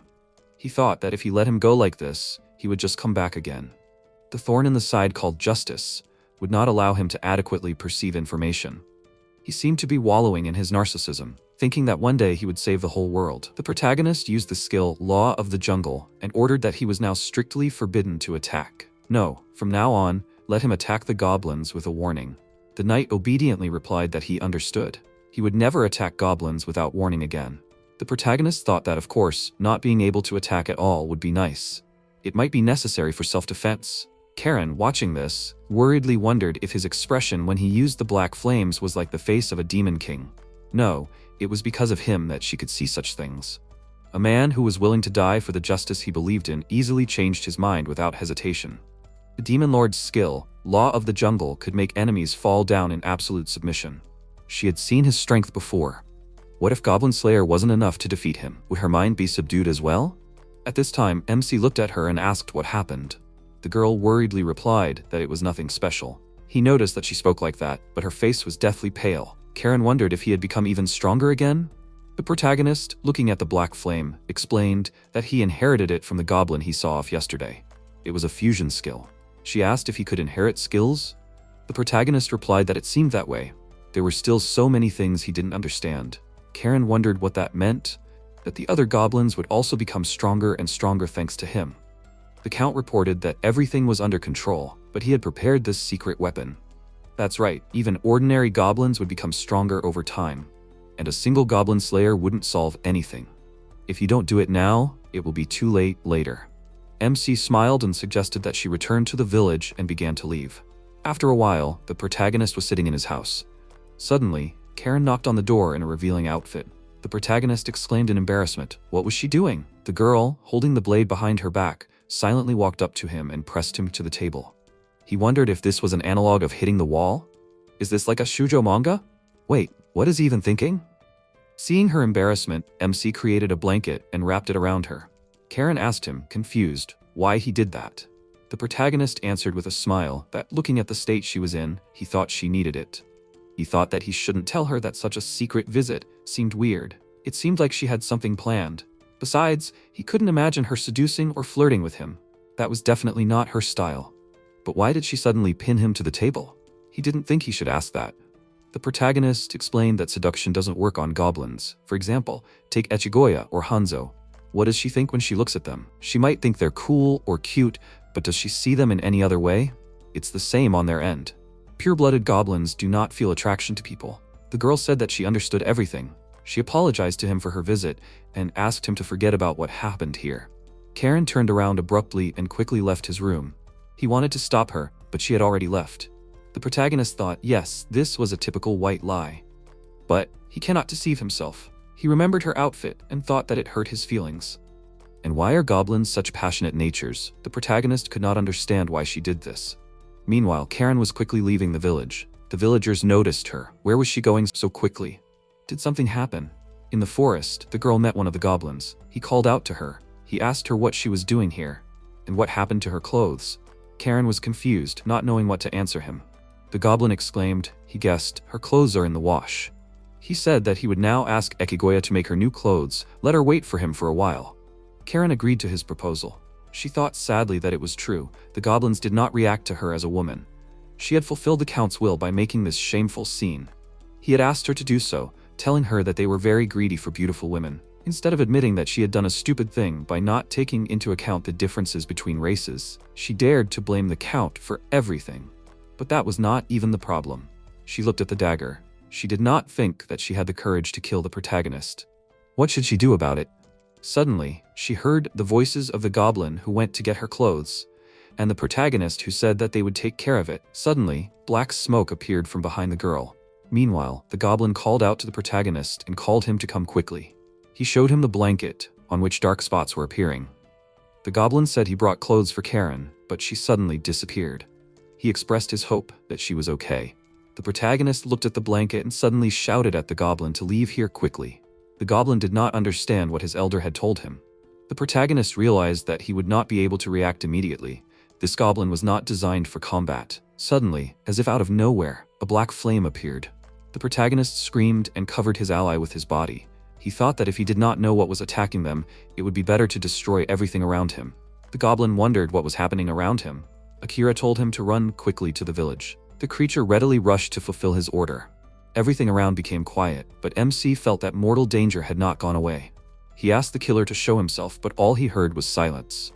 The protagonist couldn't see anything in the darkness. Then he used the flash skill, and in the light, he saw a man in black holding Karen in his arms. Apparently, the girl was unconscious. The man in black threw Karen to the ground. The protagonist ran up to her, worried about her. He asked her if she was okay, and at that moment, the girl's kidnapper stabbed the protagonist with the same dagger, the goblin killer. The man in black said that he was finally caught.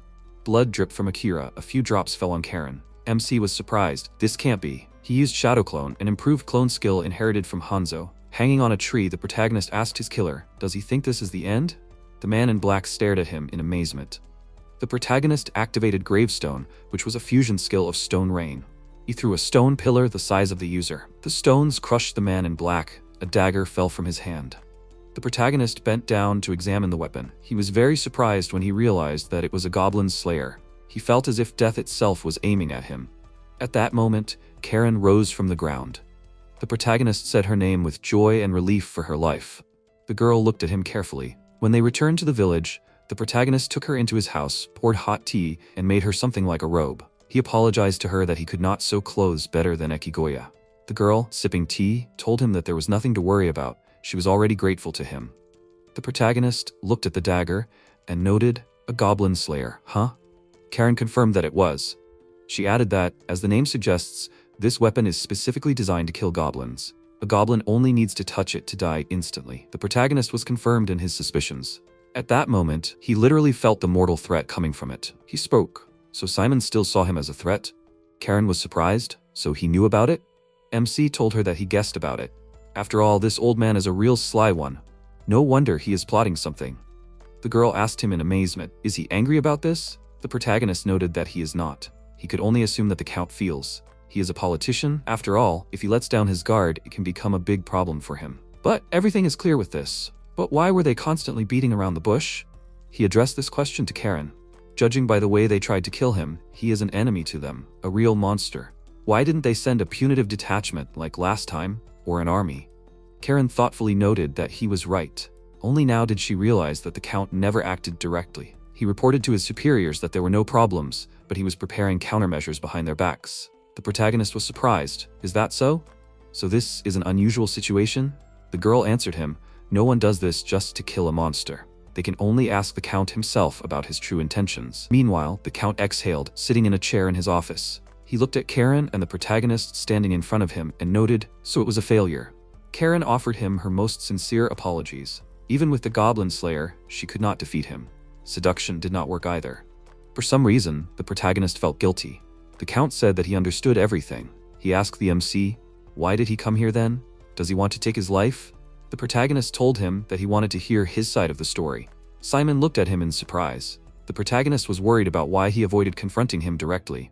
The Count thought for a moment and then answered him that the goblin race can adapt depending on its environment. If they live in arid places, they will become resistant to heat.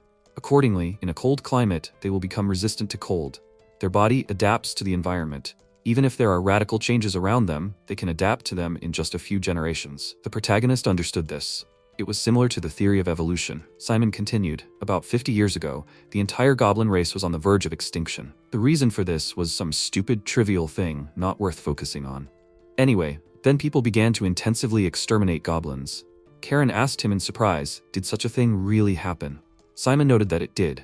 He asked the protagonist what he thought happened next. The protagonist assumed that the remaining goblins had adapted to the new conditions. Simon agreed with this. He continued, the last surviving goblin had gained a completely new skill. This ability had 3 effects. The first effect was immortality. The last surviving goblin could not die, no matter what. Akira said, this was a skill for the survival of the last goblin. The Count admitted that he was right. The second skill was reproduction. He reproduced into several hundred offspring in exchange for his own life. The protagonist noted, does this mean that he is the ancestor of all living goblins? The Count told him that he was. He continued, the third effect was that he could use all the skills that goblins had. This was a goblin who had thousands of skills, and thousands of people died at his hands. Simon noticed, it was almost forgotten now, but whenever he destroyed goblins at the community level, he took extra precautions. The protagonist said thoughtfully, so that's how it was. If he had attacked the village first, it was unknown how he would have developed after that. The Count told him that this was also true. An ordinary goblin would not have attracted such attention, but in his situation, it was natural to be cautious. He once told him that he judged others by their failures. Therefore, it was important not to repeat the same mistakes. In his case, there was a chance that he would decide to create a new species. The main character admitted that he was right. Simon asked him if he was being too careless. MC was sure that the Count had misunderstood him. He did not say that a series of mistakes can lead to a dead end. This is a direct path to success. As long as a person realizes his mistakes and moves forward, sooner or later, he will still succeed. The Count laughed after a moment's thought. Then he noticed, well, he had caught him there. He had said everything right. Who would have thought that a goblin friend would lecture him on psychology? The Count admitted to him that he was impressed. The protagonist was embarrassed. If he were to praise him like that, he would melt. The Count stood up from his chair and asked the most important question. What should they do? The protagonist answered him that it was simple. In simple terms, he had to turn their threats into value, that's all. The Count still had questions for him? Simon asked him again, perplexed. Turn a threat into value? The protagonist noticed that the Count had decided that he was too dangerous, so he had sent an assassin to kill him, right? Simon admitted that it was so. He added that although he could believe him, caution was above all else. Karen spoke up, turning to the Count. Did he really think he could trust Akira? He himself had always said that the protagonist was suspicious.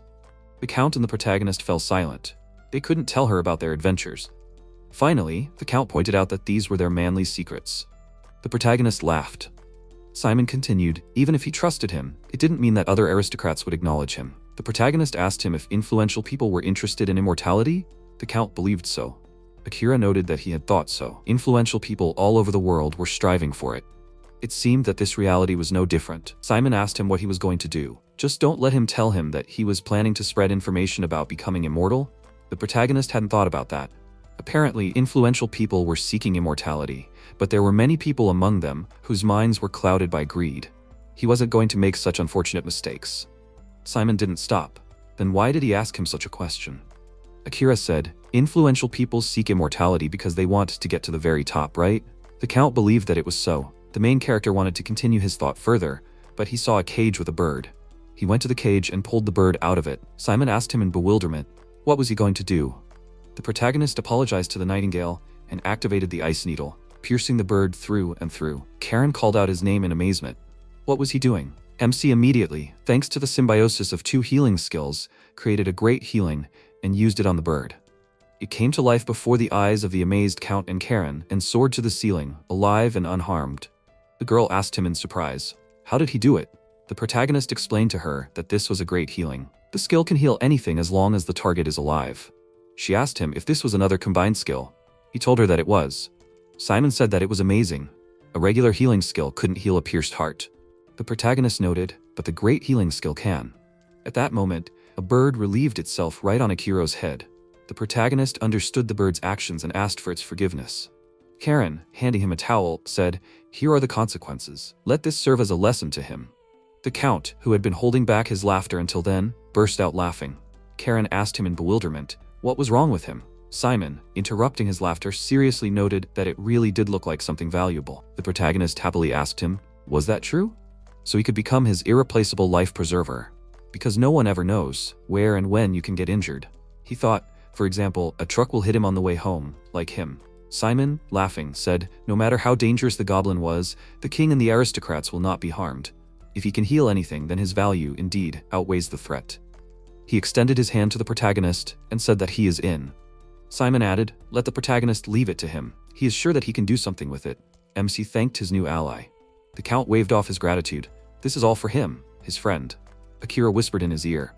As soon as everything works out, he will send the Count a goblin with a healing skill. Simon was surprised. Just a regular healing skill?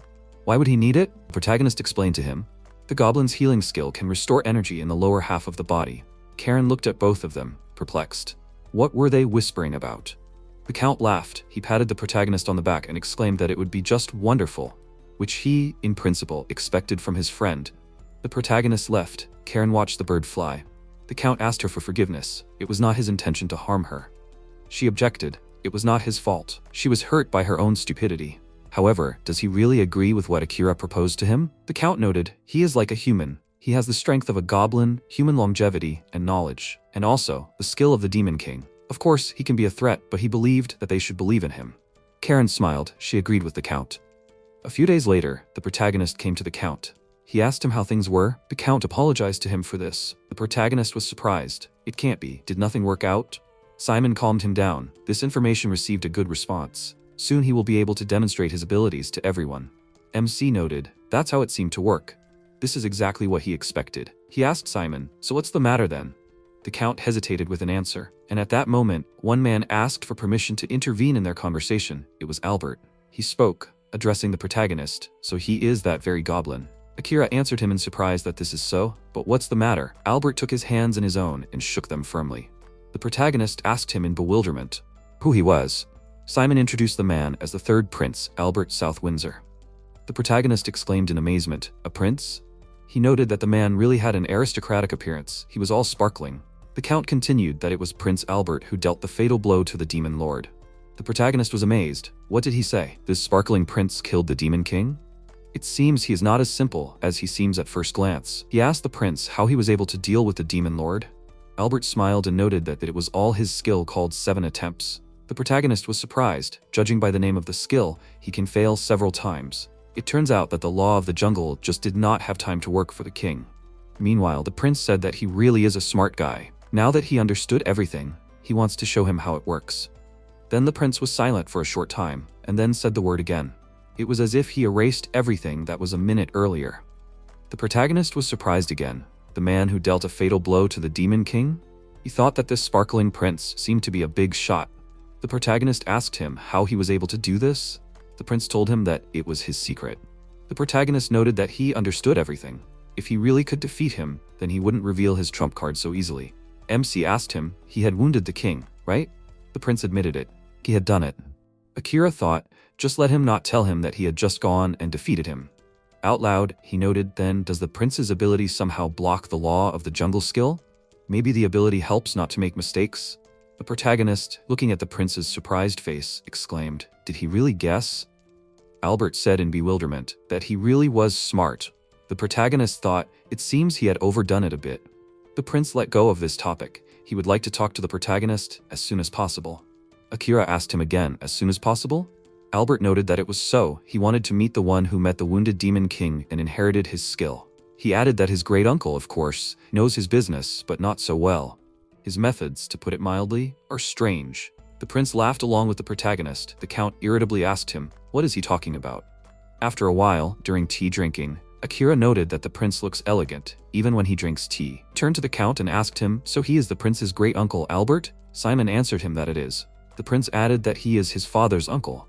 The protagonist remembered Karen talking about it, but still, it is unusual to realize that the worried old man is the emperor's uncle. MC told the Count, so Albert is almost his grandson. Simon noted that it is true. He has been looking after him almost since birth. He added that the prince is, of course, a good guy, but not without flaws. The protagonist was surprised by this expression. Simon explained that although he is a prince, he only has one bride. He, as his uncle, does not mind that he takes care of his legal wife, but entrusting the country to a man who has only known one woman would be a questionable decision. The protagonist laughed and advised the Count not to be so harsh. It was surprising. He thought that all princes were womanizers, especially those like Albert. The prince said that this is why he does not really trust his grandfather's choice, especially when it comes to dangerous goblins. He heard that a goblin can quickly have children. The protagonist, with a mysterious look, noted that it is quite possible. He thought, he has been living with goblins for almost half a year. If they want, they can make 300 children in one night. and his desires are not comparable to humans. The prince continued, so he decided to look at him. Akira understood what he wanted to say. Albert remarked about the great healing. He asked the protagonist, is he going to use it for free? The protagonist hesitated to answer, but after all, this was the main topic. So he said that he wanted to consult with him to decide this matter. Do it for free or take a very generous reward for his services. Albert chose the second option. He is a demon, it will be suspicious if he does not take any reward for this. MC thought the same way. If he can increase his value by this and not become a target, then he can cure some important person for free. But the prince is right, this is a safer method. Rich people will not understand it. Albert continued, and for ordinary people, it can be done for free. Akira thought it was reasonable. He will only take a good reward from those who can afford it. The prince laughed and noted that this will do. After the protagonist left them, they both were silent for a while. Then the count asked Albert, well, has he seen enough of this goblin? Is he going to destroy him? The prince told him that the protagonist did not seem like an enemy. He reasoned like a real person. Even if he prepared himself, the chances of winning were 50-50. The count burst out laughing, really? And this is even though he was alone now. Albert noted that he was too reasonable. It was the hardest to fight against such people. He could only hope that they made the right choice. Simon said that he was right about that. He did not want to make a fuss again. Albert asked him, so he really trusted this goblin? The count told him that he did. The prince continued that he had one suggestion. In the eyes of the people, let him become the next demon king. Simon remarked in surprise. Is that so? Meanwhile, the protagonist, returning home, thought about the prince. At some point, he could have become their enemy. In that case, he needed to know how he bypassed the Demon King's skill. He thought it could be something like the error cancellation skill. It was impossible for him to just go and defeat him. In any case, he had already defeated the Demon King once. The protagonist didn't know whether he should use the law of the jungle at all. Suddenly, he saw Kuro, who was standing in the middle of the forest, looking around. He asked her anxiously, was there something wrong with this place? She told him that she felt nostalgic. He asked her again, nostalgic? So this place was familiar to her. Kuro thought deeply about his words. The protagonist came up with an idea. He activated the sketch skill and drew the prince's face right on the ground. The girl exclaimed in admiration, he draws so well. The protagonist asked her, had she ever seen this man? Kuro looked closely at the portrait and answered him negatively. This suited the protagonist. Albert, the man who dealt a mortal wound to the Demon King. He was afraid that Kuro's deep resentment could interfere with his relationship with the prince in the future. She would definitely take revenge on him for her master. But if she didn't know him, that was good. He wanted to say something but came to his senses in time. He thought that if the prince's abilities were not limited to this, then it was no wonder that Kuro could not even see him. He wanted to say something to her, but she suddenly turned around. She was worried about something. The protagonist asked her if something had happened. She ran and shouted to him that there was someone there.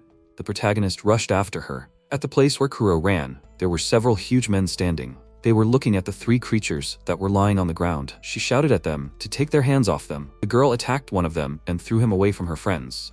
The men became worried. The main one shouted to them. Even though it was a monster, they did not need to panic. Kuro angrily asked them how they dared to attack these three. She swung at one of the men. He stepped back. The second man said in surprise, they actually had help. The protagonist told one of them to stop pretending to take hostages. The man raised his sword and shouted at him to die quickly. The protagonist activated the black flame, and a fire instantly broke out around the man. Everyone present stared at him in surprise. The protagonist said, that's it. The games are over. The men panicked and shouted that the black billowing smoke was a goblin's tread. MC was surprised. Did they even come up with a name for it? Although in general, it sounded good. The protagonist turned to them and noted that they attacked the three lying on the ground. Is there any good reason for this? One of them angrily shouted at him to shut his mouth. Some goblin can't order them around and interrogate them. The protagonist ordered them all to freeze one by one and activated a shadow clone. He asked them menacingly, should he repeat his question? The men rushed at his clone, who was leading them away from the victims. They ran screaming that they would get him yet. Kuro laughed and noted that it was expected of Akira. It was so cool, burning people to a crisp. She was referring to the man around whom the protagonist created a fire. In fact, it was a setup. He told her that he did not kill anyone. Now he was interested in something else.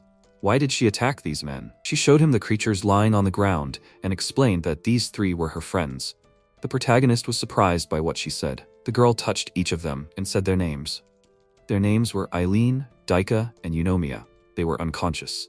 Kuro sadly said that they were her comrades. The protagonist thought in surprise, so they were also in the Demon King's army? After some time, when Kuro's friends were transported to the village, the girl asked the protagonist if they were okay. He told her that he had healed their wounds with great healing, but they were very exhausted, especially Eileen and Eunomia. She asked him what to do. Karen silently looked at the 3 new residents of the village. The protagonist said, first of all, he needed someone. He loudly called Masamune and asked her if she was here. She came running very quickly. She noticed. The village chief called her. She was the 4th generation of Masamune and led a group with culinary skills. She was named after Masamune Date, an outstanding military leader and gourmet at the end of the Sengoku Jidai era. Sendai miso, sochi, datamaki, frozen tofu, all these dishes were associated with the name Masamune Date. When the protagonist remembered these dishes, his mouth watered from the deliciousness of these dishes. He asked Masamune if she could make 2 rehabilitation dishes. She told him that she would do everything. These dishes would be easy to swallow, and they would be nutritious. Kuro volunteered to help her with this. The protagonist noted that Kuro really seemed to value them. At that moment, Daika came out of the house, barely moving her legs. The protagonist asked her in surprise, was she awake already? Is she okay? He took her back to the house. The girl sat on the bed. She practically had no strength. She thanked him for his help. MC said that everything was fine. He asked her what her name was. She told him her name and added that she was the middle sister out of 3. The protagonist told her his name. The girl repeated it with a respectful prefix. The protagonist was indignant. You shouldn't call him that. She answered him. She heard his conversation with Kuro a little, and she realized that he became the successor of the Demon King. He was embarrassed, of course. He inherited this skill. But you shouldn't call him that. MC asked the girl why they were in such a state. Was the journey so difficult? Kuro came here all torn up. Did they also suffer from persecution by people? Daika told him that this was not so. Eileen and Eunomia were so exhausted because the Demon King died. The protagonist was surprised. What did she mean? Suddenly the girl bowed low and with tears in her eyes asked him to order her sisters to live. Akira was surprised. What was she saying? To order them to live? She explained to him that there were almost no elves now. Only they remained, the 3 sisters. Elves are a long-lived race. Many live so long that they lose interest in everything, not to mention the desire to continue the family line. Akira was surprised. Losing interest? Daika continued. Of course, in order to live, you need to eat regularly. But Eileen and Eunomia have long since lost interest in food. The protagonist noted in amazement, they do not care that they will weaken and may die from this? The girl answered him that this is true. Karen said that she heard about it. A disease that appears in some elves, they lose the desire to live. Daika noted, there were only 3 of them left, and they turned to the Demon King, and he, in turn, gave them the order to live. The protagonist realized that the unique skill of the law of the jungle is a skill that makes the defeated one follow any orders. If the defeated are ordered to live, then the skill will fill the void. They will do it as a matter of course. Daika continued that the Demon King passed away and the sisters can no longer follow the order. The main character asked her, how is she? Is she okay? The girl answered him that she is not sick with it. Until now, she had managed to feed them, but they began to refuse food altogether. Now it was clear to the protagonist. The girls were pale, there was almost no life in them. It was painful to look at. Daika, with tears in her eyes, asked him to give the order to her sisters to live. The protagonist answered her that he would do it. The girl, not believing her luck, asked him, would he do it? Akira noted that if it helps save their lives, then yes. The only problem was that he did not know how to activate this skill. He asked the girl, can she wake up her sisters for now? Daika began to shake them, trying to wake them up. The sisters opened their eyes and asked her, what is it? The protagonist asked the girl to support her sisters so that they stand. When she did so, he activated the gravestone and struck her sisters. Daika exclaimed in surprise, what is he doing? Eileen and Eunomia flew to the tree and stared at the protagonist in amazement. Daika rushed to them, anxiously calling them by name. The protagonist, looking sternly at the sisters, proclaimed that he ordered the 2 of them to live. He used the skill Law of the Jungle. The girls perked up and readily answered him that it would be so. They would live. At that moment, Kuro and the goblins approached them. They brought food for the sick. They were wondering what they were doing here. Kuro saw the girls and happily called them by name. The sisters were surprised. Was it her? Daika and Kuro began to feed the girls with a spoon. Everyone was very happy. The goblins exclaimed, it's time for them to throw a party in honor of such an event. Protagonist, smiling, thought, good thing everything is okay. Suddenly he felt sick, blood came from his mouth. He fell to his knees and cast great heal on himself. He knew what was going on. He had to defeat them to activate the Law of the Jungle skill. But how to defeat 2 exhausted elves? Very simple. He sacrificed himself. It is a tanking skill that takes damage from a selected target. He wondered what the Demon King had done. Suddenly, Karen called out to him. He asked her what was going on. She looked at him carefully and said that it was so like him. The protagonist was embarrassed. He thought that no one would notice. Daika turned to him and said that he had helped her sisters. She didn't even know how to thank him. The protagonist calmed the girl down. He told her that everything was fine, nothing was needed. She noted that from now on she would serve him. Let him ask her for anything. The protagonist laughed and told her that it wasn't necessary. He thought she didn't even need the law of the jungle to swear allegiance. Karen looked at them thoughtfully. They came to the village and Akira asked if Echigoya was there. He agreed and said that he was. The protagonist introduced Eileen, Daika, and Eunomia. Would he make a set of clothes for the 3 elves? They didn't have clothes, they were rags. Echigoya agreed, and Daika excitedly said that there was no need to worry about them and that he didn't have to ask him. The villagers ran up to the protagonist and he asked if they were busy. Would they help them wash up? Kuro ran up and said that she would help too. Daika turned and looked awkwardly as Akira happily waved at her and they left. The protagonist called out to Karen and said that he needed her to contact Simon and tell her that he had taken in 3 elf sisters, former subordinates of demons, and that he could control them with the law of the jungle, so he should know. She asked if that would have been included in the report anyway. Did he want to tell him himself? He already had a precedent named Kuro. Akira said that they should report that they were now under his responsibility. That way, he would have a legal excuse in case someone wanted to hunt them. Karen said that he liked to play it safe. She would report it immediately. The protagonist thanked her, and after a while, Echigoya finished. He asked how they liked it. The protagonist looked at their clothes in surprise and said that they turned out great, as expected of him. Kuro noted that Eileen and Eunomia looked good, but not as good as Kuro. Eunomia said that they didn't often wear something like that. Eileen happily noted that she liked those things too. Kuro called out to them and exclaimed, the 2 of them haven't fully recovered yet, so they should go rest. Akira turned to Daika and asked, so how did she like the new clothes? She said hesitantly that he shouldn't have given them such nice clothes. Does it look weird? The protagonist exclaimed in confusion, it's not weird at all. Daika smiled and asked where her sisters were. He replied that they had gone to rest. Suddenly, she tripped and fell on him, saying that she was so clumsy. He squeezed her breast with his hand in surprise, and a disgruntled Karen appeared in front of them. Akira quickly crawled out from under her and exclaimed in confusion that it was not what she thought. Daika sheepishly apologized to him and began to run away, when suddenly the protagonist used an air cushion and she fell on it. He ran up to her and asked if she was okay. Daika sheepishly said that she was very sorry, and he noted that if it was hard to move in these clothes, then Echigoya could sew her another one.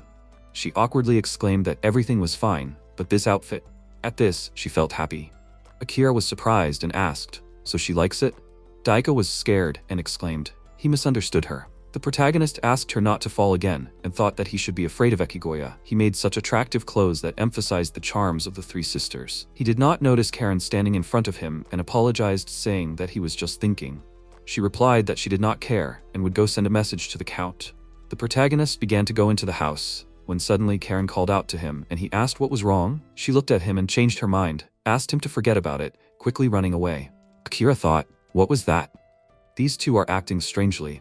After a while, Karen returned and went inside, said that she received permission.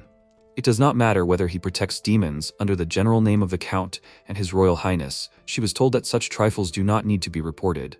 The protagonist looked at her in surprise and asked what happened. She said it was too early to tell, but apparently there had been some kind of shift there. Akira said he didn't mean that and thought, what's going on? What's wrong with her, and why is she dressed like that?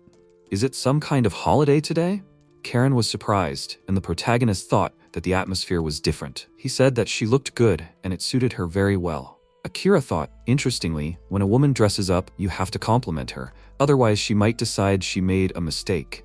He doesn't know why, but she dressed like that of her own free will, unlike last time. Takashi called out to the protagonist and said that everything was ready. Yagami praised him, and from his words, even in his past life, if his subordinates didn't make serious mistakes, he always tried to praise them. Takashi happily noted that he was a real genius. Will they prepare materials for the next meeting? He agreed. It would be easy for a genius. And feeling the support, they began to think and act independently, and he praised them even more. It is not the same, but the principle is similar. It was her own initiative, and for this she should be praised. Akira said that she is not only beautiful, but also has good taste, and this dress especially emphasizes it. Karen was surprised and asked embarrassedly, is it true? The protagonist looked at her in bewilderment and noted that one dress would not be enough and that she needed to sew more clothes. After some time, the protagonist came to Echigoya and began to call him. Kuro shouted that he went to get flowers for cotton. He thanked them and thought, Echigoya sews clothes from cotton, extracting it from special flowers. Akira offered to go look for him together, and Karen said that he didn't have to do it. The protagonist grabbed her hand and said that this was a good opportunity. He thought that if a person wants, but cannot take the first step, then those around her should give her a push. After a while, they were walking through the forest and the wind blew on Karen's dress. Suddenly, she noticed Akira looking at her with admiration and asked if he knew where Echigoya had gone. He replied, to where the cotton flowers grew. He had studied the village well. Speaking of the letter, he was talking about what they had talked about earlier. Karen came to her senses and asked if he was talking about the notice to protect the 3 elf sisters. The protagonist was surprised and asked, so they didn't mind, what kind of person was this prince? She said that he was perfect in everything and she would have to spend a lot of time listing all of his achievements. She had never heard of him failing at anything.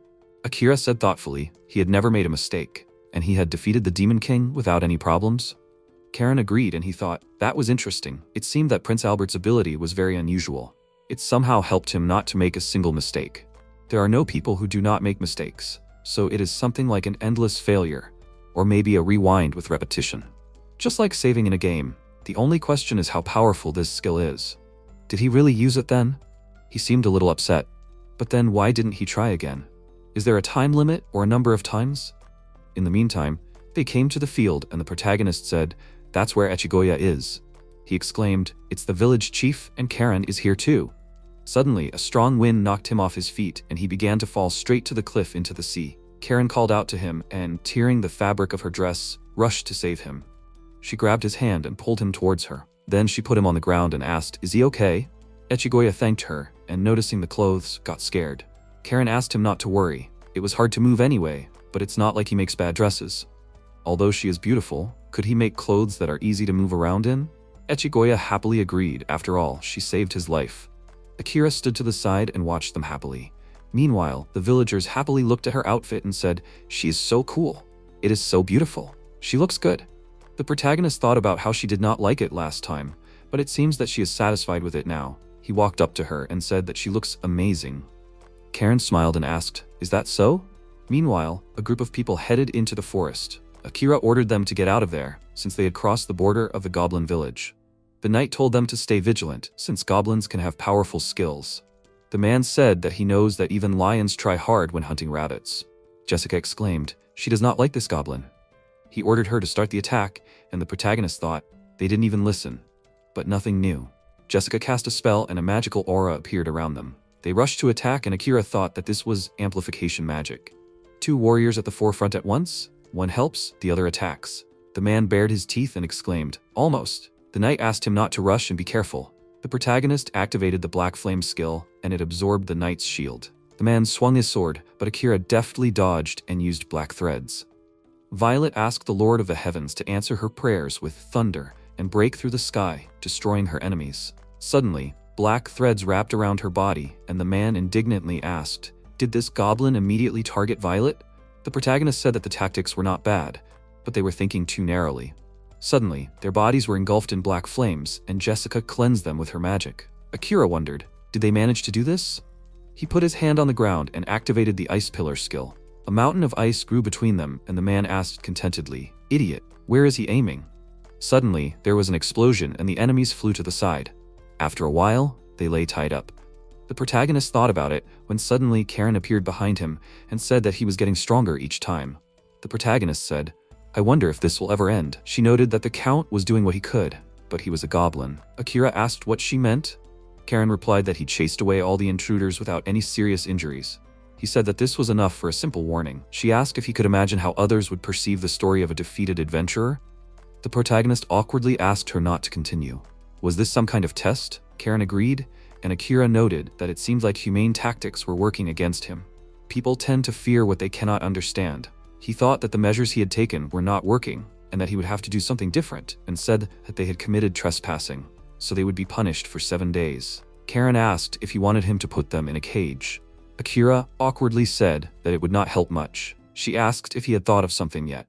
He replied that he had an idea and, using his tattoo skill, drew messages on their foreheads. Karen, surprised, said that it was very insidious.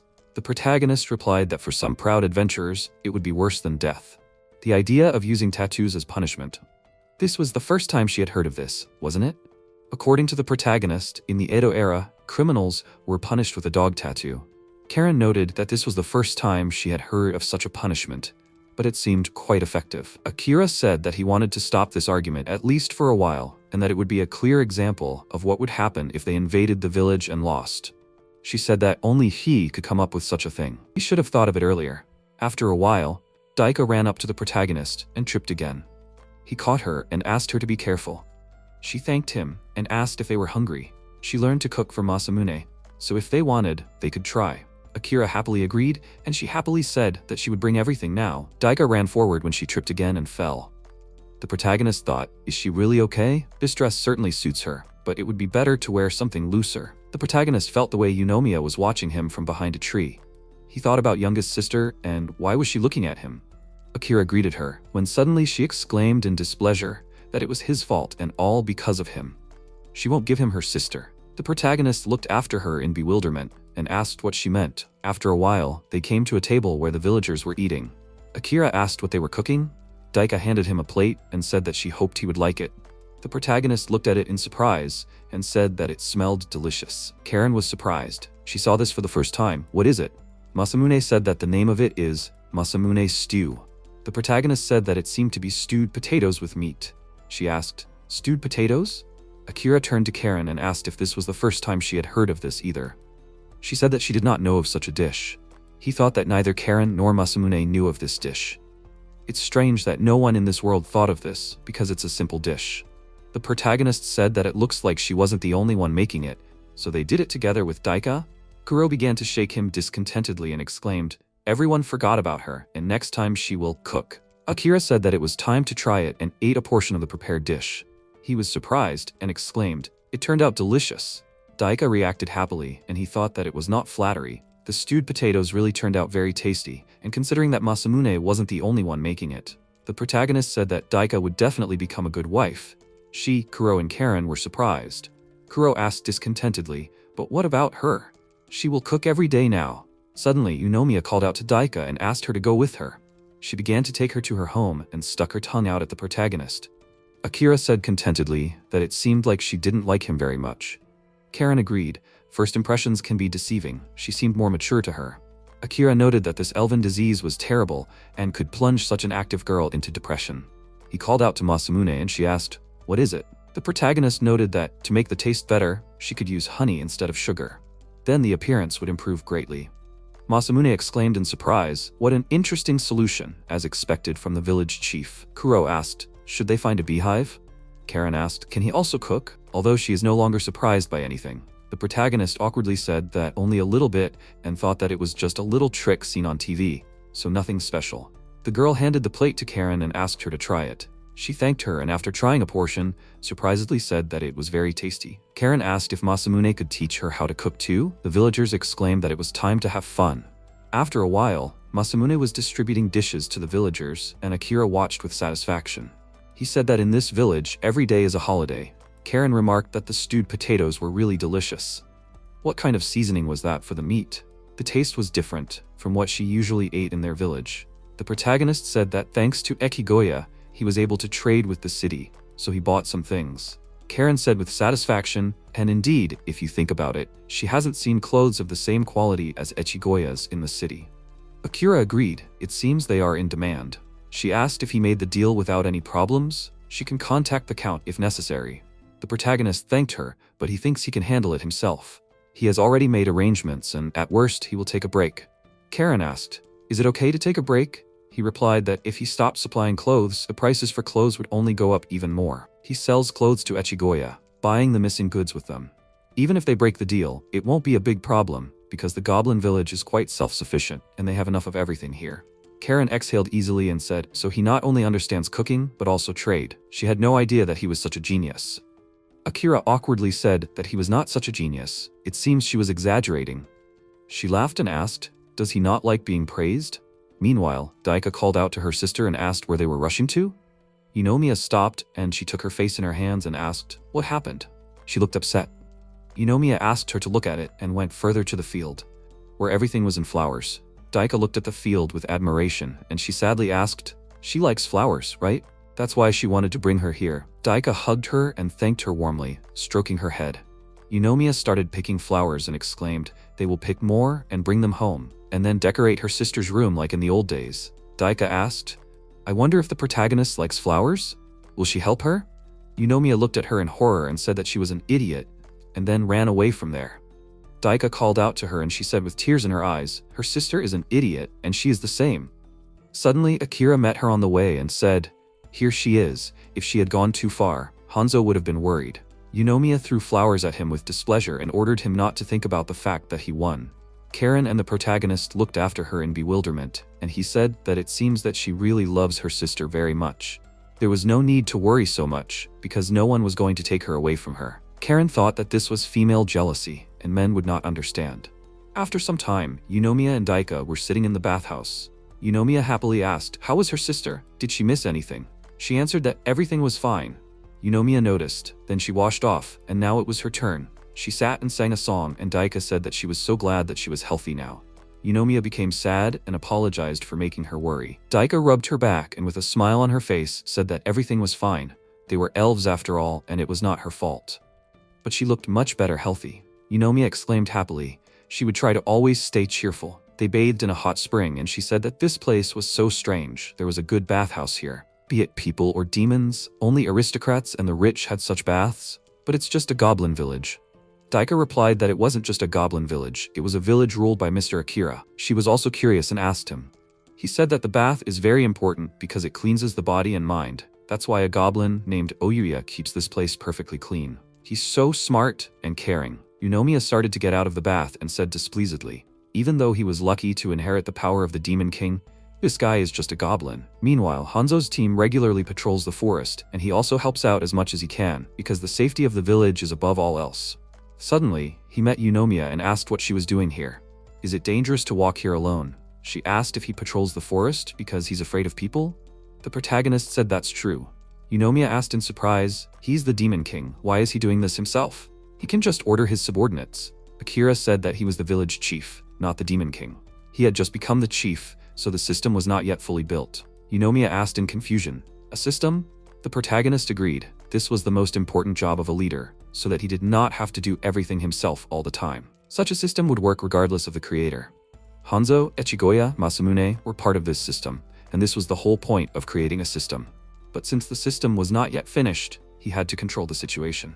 Eunomia asked displeasedly, isn't this stupid? He could quickly solve all the problems with the Demon King's skill. Akira thought in confusion, this girl is not the type to listen to others. She exclaimed, he is the Demon King.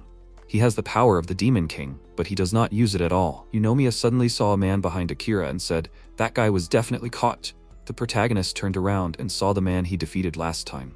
He noticed the inscription on his forehead and dodged his attack. He thought it was one of the adventurers who came earlier. The protagonist ordered her to hide, and using the windshield the man shouted, it's all because of him. Because of him, he became a laughing stock, and now he is ashamed to even leave the forest. Kira thought that this was the plan, but he did the right thing. He expected that with the tattoos, rumors would spread instantly, and this would become a deterrent. So far, it worked quite well. The number of new intruders has noticeably decreased, and the number of purely walking warnings has increased.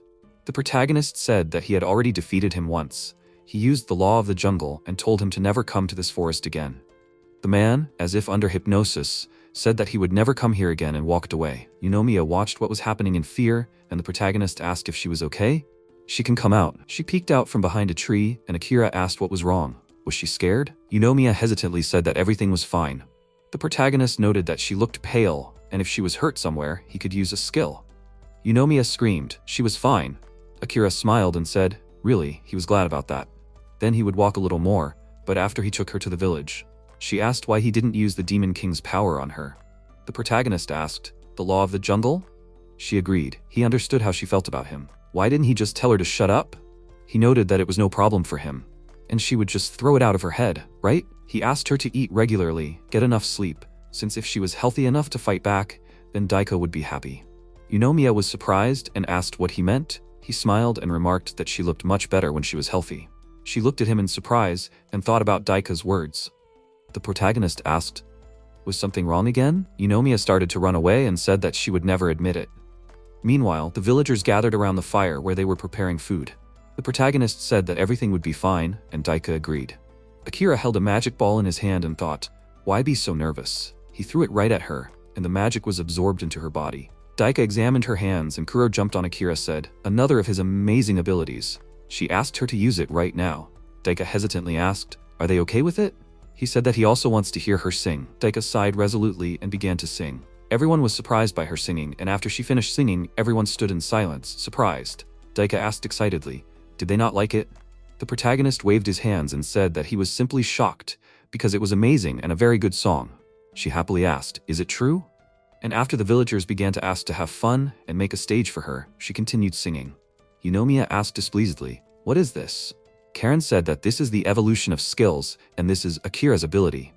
If she has the same skill as him, then he will be able to develop it. Eunomia approached the protagonist and asked, does this guy have such power?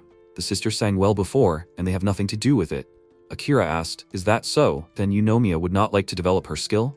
She looked at him questioningly, and he said that of course it will not be possible to create such a unique skill as the law of the jungle or an 80-year-old creature. What skills does Eunomia have? Kuro happily exclaimed, this is simply amazing, and offered her to agree. Eunomia ran away and exclaimed, she does not need this at all. Kuro displeasedly said that she was acting like a little child, but she will teach her the right way. The protagonist smiled and said that everything is fine, let her remain as she is. According to him, she is she, and there are many complexities in her. It is better to leave her alone. Sooner or later, she will fit into the environment. It will just take her a little longer than the other sisters. After a while, there was a knock on his door and he gave permission to go inside. Eileen appeared on the threshold and he asked if she was okay. She agreed, she was much better. According to Akira, Eileen is the older sister and her condition was worse than Eunomia's. That's why she took so long to come to her senses. Eileen said that Daika told her everything. He saved them with his power. He agreed. Wasn't that why they came to this forest? Eileen pointed out that it was true, but she didn't think it would work. If it weren't for Daika, they wouldn't have been able to get this far. They walked feeling the power of the skill, although they had no idea who its new owner was. Akira thought that meant they came here driven by that power, and all of Daika's efforts weren't in vain. He remembered Eunomius's words and Eileen asked, was something wrong? The protagonist awkwardly said he hoped that she wouldn't act like Eunomius. Eileen laughed and said that she really was acting like a child. She would never do that, especially in front of the one who saved her life. The protagonist thought that one Eunomius was okay, but two was too much.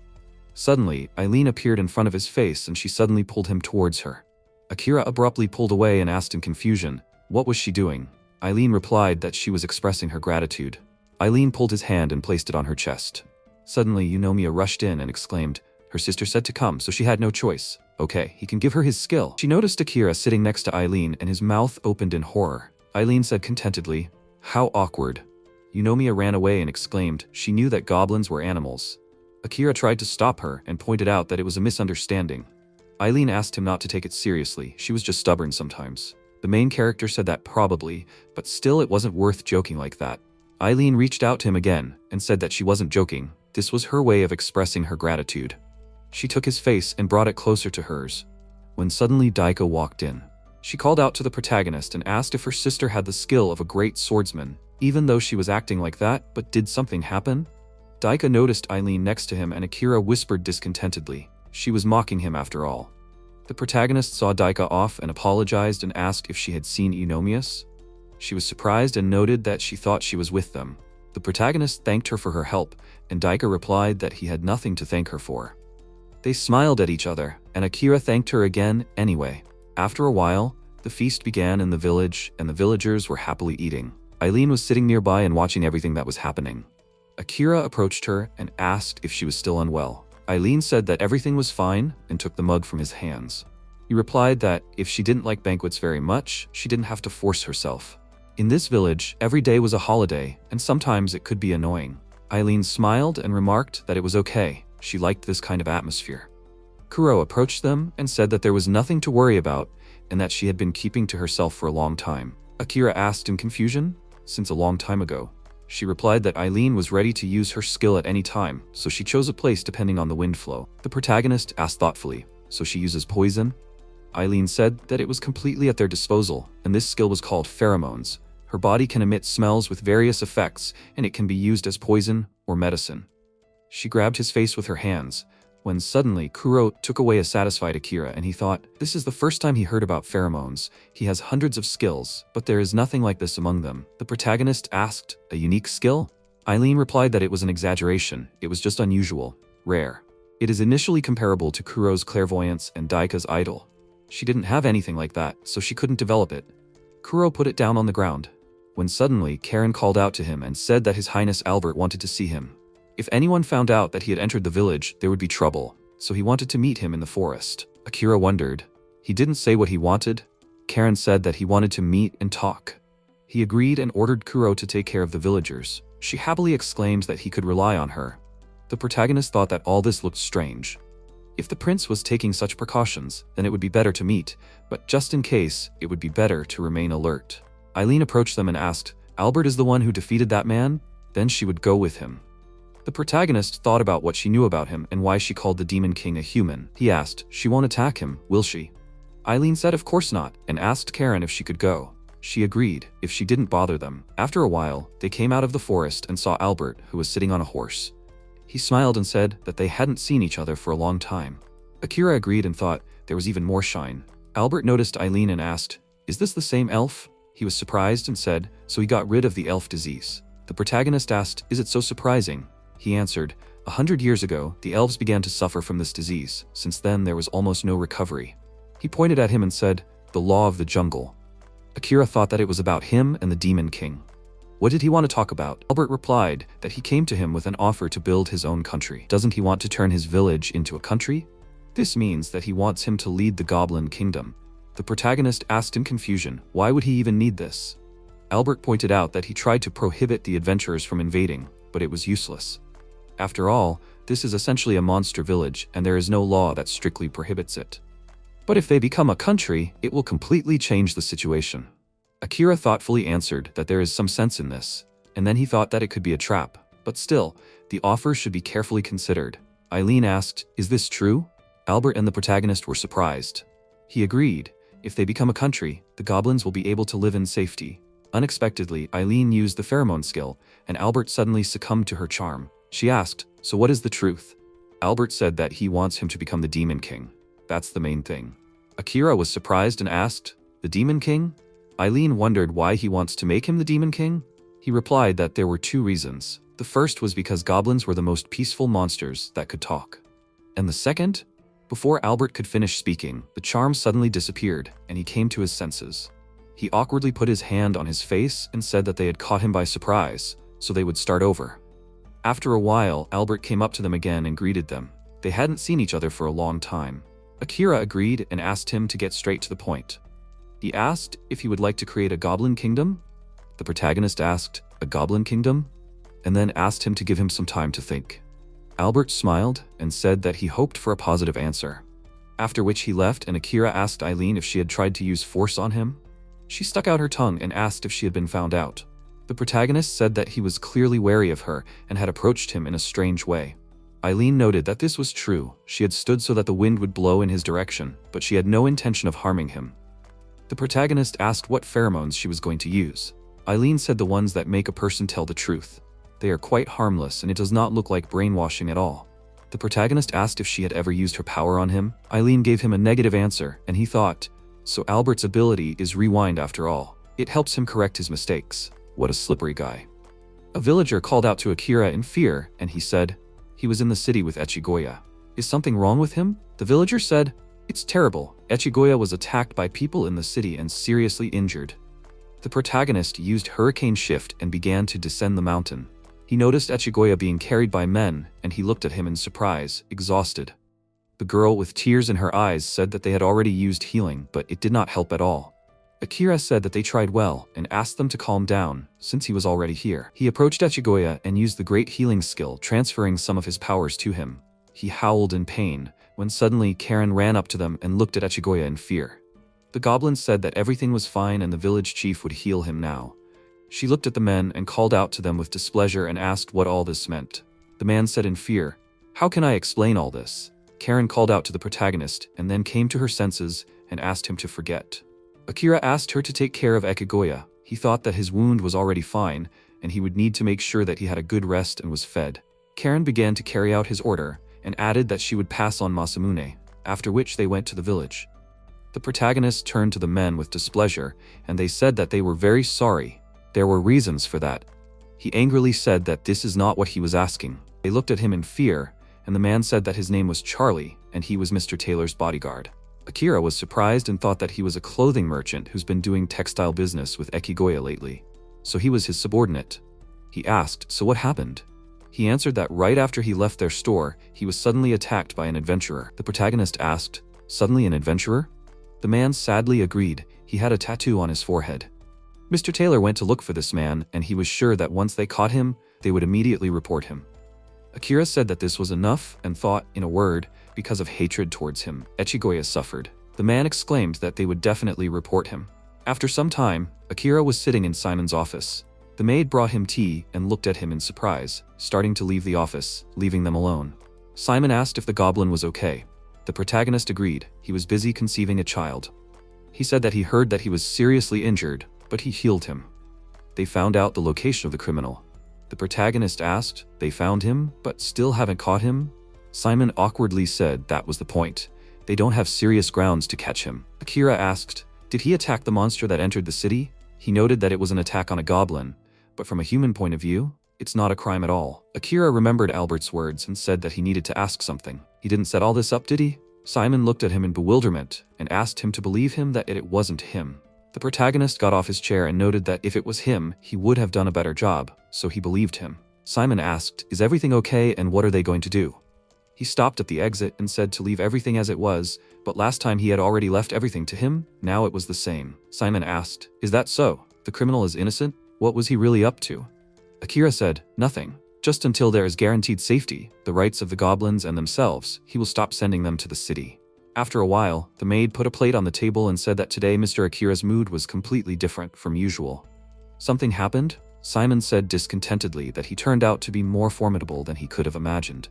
Even when he is filled with anger, he remains calm. Not only that, sometimes he can be very cruel. He thought that if he stops sending goblins, the clothing shortage will increase. Is that his goal? Suddenly, a subordinate came to his office and called out to Simon. He asked what happened. The subordinate noted that the head of the goblins made contact with the bandits, and it seems they are planning to smuggle clothes. Simon began to get indignant, and the maid looked at him questioningly. Meanwhile, Akira ordered his assistants how to act and said that every little thing leads to consequences, and he rubs his hands maliciously. After a while, the villagers were indignant at the nearest clothing store. What does all this mean? There are no Echigoya clothes here because they were supposed to arrive today. That's right, she was so looking forward to the new collection. What should they wear on a date? The seller tried to calm them down and said that they were very sorry and they wanted to sell it themselves. The woman asked him to tell her the reason, and he said that adventurers were most likely involved. They started to speak out again. There was no way they could be involved. Why would these adventurers need Echigoya's clothes? What did he mean by that? The girls standing behind watched what was happening in bewilderment. She walked down the alley and said sadly that she probably wouldn't be able to buy clothes and that she had tried to save money in vain. Suddenly, she noticed a clothes stall and ran in. Seeing the dress, she exclaimed, "These were clothes from Ekigoya's new collection." The man smiled and said she had excellent eyesight, just as she thought. These were new clothes.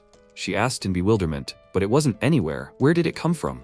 The seller said it was a trade secret, and she shouted out that she was buying it, no matter how much it cost. He rubbed his hands together and said contentedly, 130,000 gold. The girl was horrified and asked, 130,000? But why so expensive? Didn't Echigoya's clothes cost around 20,000 gold? The man said that the price was justified by the uniqueness of the outfit and that it was currently the only one of its kind. Suddenly the door opened and a bell rang throughout the room. A woman appeared on the threshold and greeted them. She asked if they sold new Echigoya dresses here. The seller approached her and said that they had one. The woman looked at the dress and said that it was quite good. The man happily noted that she should not worry about the quality, and she asked, had she been told that this dress was unique in some way? He smiled and said that this was absolutely true and asked for attention. In bright daylight, this was an ordinary, elegant dress. But, if the lighting was dim, the seller closed the curtains and brought the lamp to the dress. It began to shine. The woman asked in surprise, "Is this fabric transparent?" He said that Echigoya's latest invention, and the name is a luminous thread. In bright places, the fabric is woven from ordinary yarn, and the rest of the threads emit light, and so it seems transparent. That's why it looks like a nightgown. The woman said it was beautiful and she bought it, asking for it to be delivered to her villa. The seller thanked her for the purchase, and they left. The girl excitedly asked, "What did you mean there will be no more clothes from him? At this rate, people will just get sick." The man said that the reason is that adventurers see goblins as enemies, and for the same reason Ekigoya was seriously injured. Until the goblins are guaranteed safety, he will not come to the city, and all clothing deliveries will be stopped. The girl discontentedly slammed her hand on the table and exclaimed, "This is just terrible. Those hooligan adventurers, what does Echigoya do to them?" Meanwhile, in the goblin village, Karen went to Akira and said that the atmosphere in the city is heating up. It seems that a group of women are against the adventurers, as well as the guild that provides them with work. Although the situation was not resolved by law, he was able to find another way. The protagonist said that this is not so. Retribution or the same revenge means that he can no longer do anything, but this is different. They must do everything to ensure that this does not happen again. Even when he was told to stop trading after a failure, he was carried away by the idea, not imagining that this failure would be associated with a risk to the lives of goblins. Now it is entirely his fault, and so he will try to prevent it from happening again. This is all he has to do at the moment, no matter what. Karen noted that the shortage of Ekigoi clothes and the smuggling of unique clothes helped change public opinion. Some women have already contacted the guild with a request to protect the goblins. The protagonist said that, with such support, he thinks they can cope even without the law. She said she's not sure if hearing her will stop him from worrying, but they've already fixed everything they were supposed to. He's a great guy. Meanwhile, the villagers were happily eating around the fire, and the protagonist apologized to Karen for bothering her. He used the law of the jungle to give orders and direct public opinion in the city. The request for goblin protection was also indirectly directed at him. The power of the Demon King then. After a while, Tony was sitting in the office reading a book. Suddenly, his wife ran in and called out to him with displeasure. He looked at her in fear and said, "What's wrong with her?" She asked, "Are those rumors true? That the thugs who attacked Ekigoi were released?" Tony said in confusion that they were released because they were innocent. The woman exclaimed with displeasure. She couldn't believe it. He should punish them properly. They are adventurers and obey him, aren't they? He said in a frightened tone that it wasn't quite like that. He was just a guildmaster who gave them quests. And how could he not see that goblins were monsters? Besides, he was already powerless here because they had simply defeated a monster that had entered the city and he had no authority to punish them. His wife asked in displeasure what he was even talking about. That goblins were monsters? That such cute and innocent goblins were monsters? No way. And he really was stupid. She had lost the opportunity to buy new clothes from Ekigoi because he didn't discipline his subordinates properly. Tony said that they weren't his subordinates and that she was exaggerating too much and there were many other clothes. The woman got angry and asked if he was serious about saying that now. Tony apologized and she walked away, saying that she had had enough. He said that it would be really bad if they didn't sort this out soon. She left the office and stopped in the corridor and came to her senses. Meanwhile, Akira was standing in the city near the fountain and using the ethereal skill. This is the ability to turn invisible. Now if there were goblins in the city, then there would be riots. He noticed a little girl who was holding a coin in her hand and then threw it into the fountain. The resident looked at her in surprise and asked what this girl was doing. The protagonist used the law of the jungle on her and ordered her to throw a coin into the fountain in the city square once a day and pray, holding both hands together. He thought that in this world there is no concept of throwing a coin into a fountain and praying. He has already studied this issue. The man asked her in confusion what she was doing there. She was wasting her money. According to Akira, with the help of the law of the jungle skill, he had already ordered some people to throw a coin, and, of course, so that it did not take much physical effort, as was the case with the elf sisters. A week passed after that, and the girl happily stood near the fountain and said, "It looks like this is the place," and the second girl began to persuade her to try. Akira looked at them and thought that he did not order these girls anything. Summer Ox Day, it is believed that on this day you need to eat eel, but before the Edo period, there was no such custom. And the one who came up with this custom was the great genius Genai. One day, the owner of an eel shop approached him about poor sales. Then Genai handed the owner of the shop a sign with the inscription, "Today is Ox Day," and told him to hang it up. Oddly enough, before they had time to come to their senses, there was no end of customers and they ate eels, because it was Ox Day. Since then, eating eels on Ox Day has become a custom. With the help of the skill of the law of the jungle, he controlled several people and ordered them to throw a coin into the fountain once a day and pray. After a while, when people around them started to notice them, They started to think that if they prayed at the fountain, their wishes would come true. The power of the Demon King. This is a successful test of how a small part of this power can move a crowd. After a while, the protagonist returned to the village and Kuro was happily dancing in front of the villagers. Karen noticed that he was late. He asked if they were always here in the village. She said that it was just so noisy in the city and there were people who knew that she went to this village and they always asked if she could help them with echigoi clothes. Over time, she got tired of it, so she did not return to the city. Akira apologized. Probably it will all be resolved soon. Karen asked in surprise, "Is he really so sure?" He agreed. It will definitely not happen again. Karen called out to him and asked what he thought of Kuro. He asked uncertainly that he did not think so. Maybe she looked happy? Karen agreed. Happy, but it was not always like that. Akira said that she really scared him. At that time it seemed that she was obsessed with revenge and harbored a grudge with a scared face. Her facial expression is like a mirror. Now she can communicate and smile with all of them. Karen agreed. Now he is the same as she was then. The protagonist looked at her and said, "He thinks so, that's true." Karen called out to everyone and said that the protagonist says that he has a day off today. They happily asked, "Seriously, the village chief has a day off?" The residents seized him and invited him to throw a feast. They will dance with the village chief. Maybe they will drink or dance, or maybe create offspring. Kuro discontentedly blocked his way and said that he was tired and asked to let him rest. Akira thought, he was just trying to help these children, but they were so grateful to him. The expression on his face was like a mirror. Akira thanked Karen and noticed that now he was smiling thanks to her. The next day, the girl brought a package to the forest and handed it to the protagonist. He happily thanked her for helping him and asked her to be careful on the way home. She said goodbye to him and Akira watched her go. Suddenly, Karen appeared behind him and asked who it was. The protagonist screamed in fear and said that he almost had a heart attack. She lives in the city. She asked what he was holding in his hands. The protagonist showed a package with stones and Karen asked in bewilderment, "Were these stones?" He agreed. He asked her to bring some stones. Karen asked why.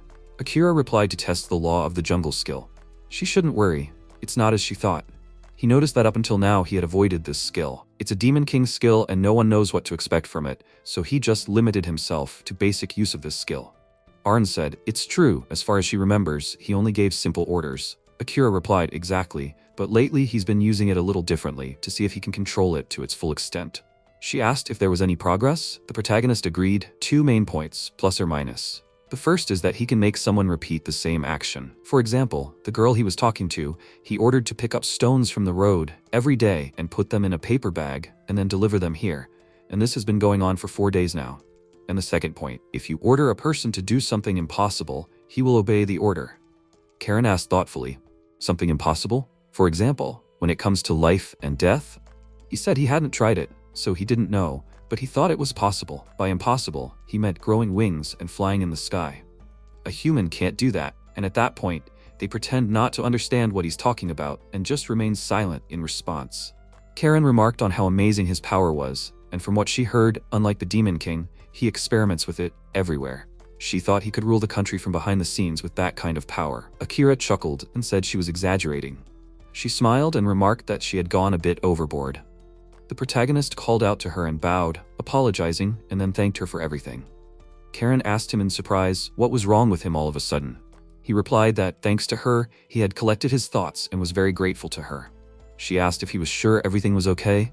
The protagonist agreed, and now he will never lose sight of his goal again. All he wants is for his friends to live happy lives. Karen understood and asked him to try hard. They punched each other, and the next day, Akira found himself in Simon's office.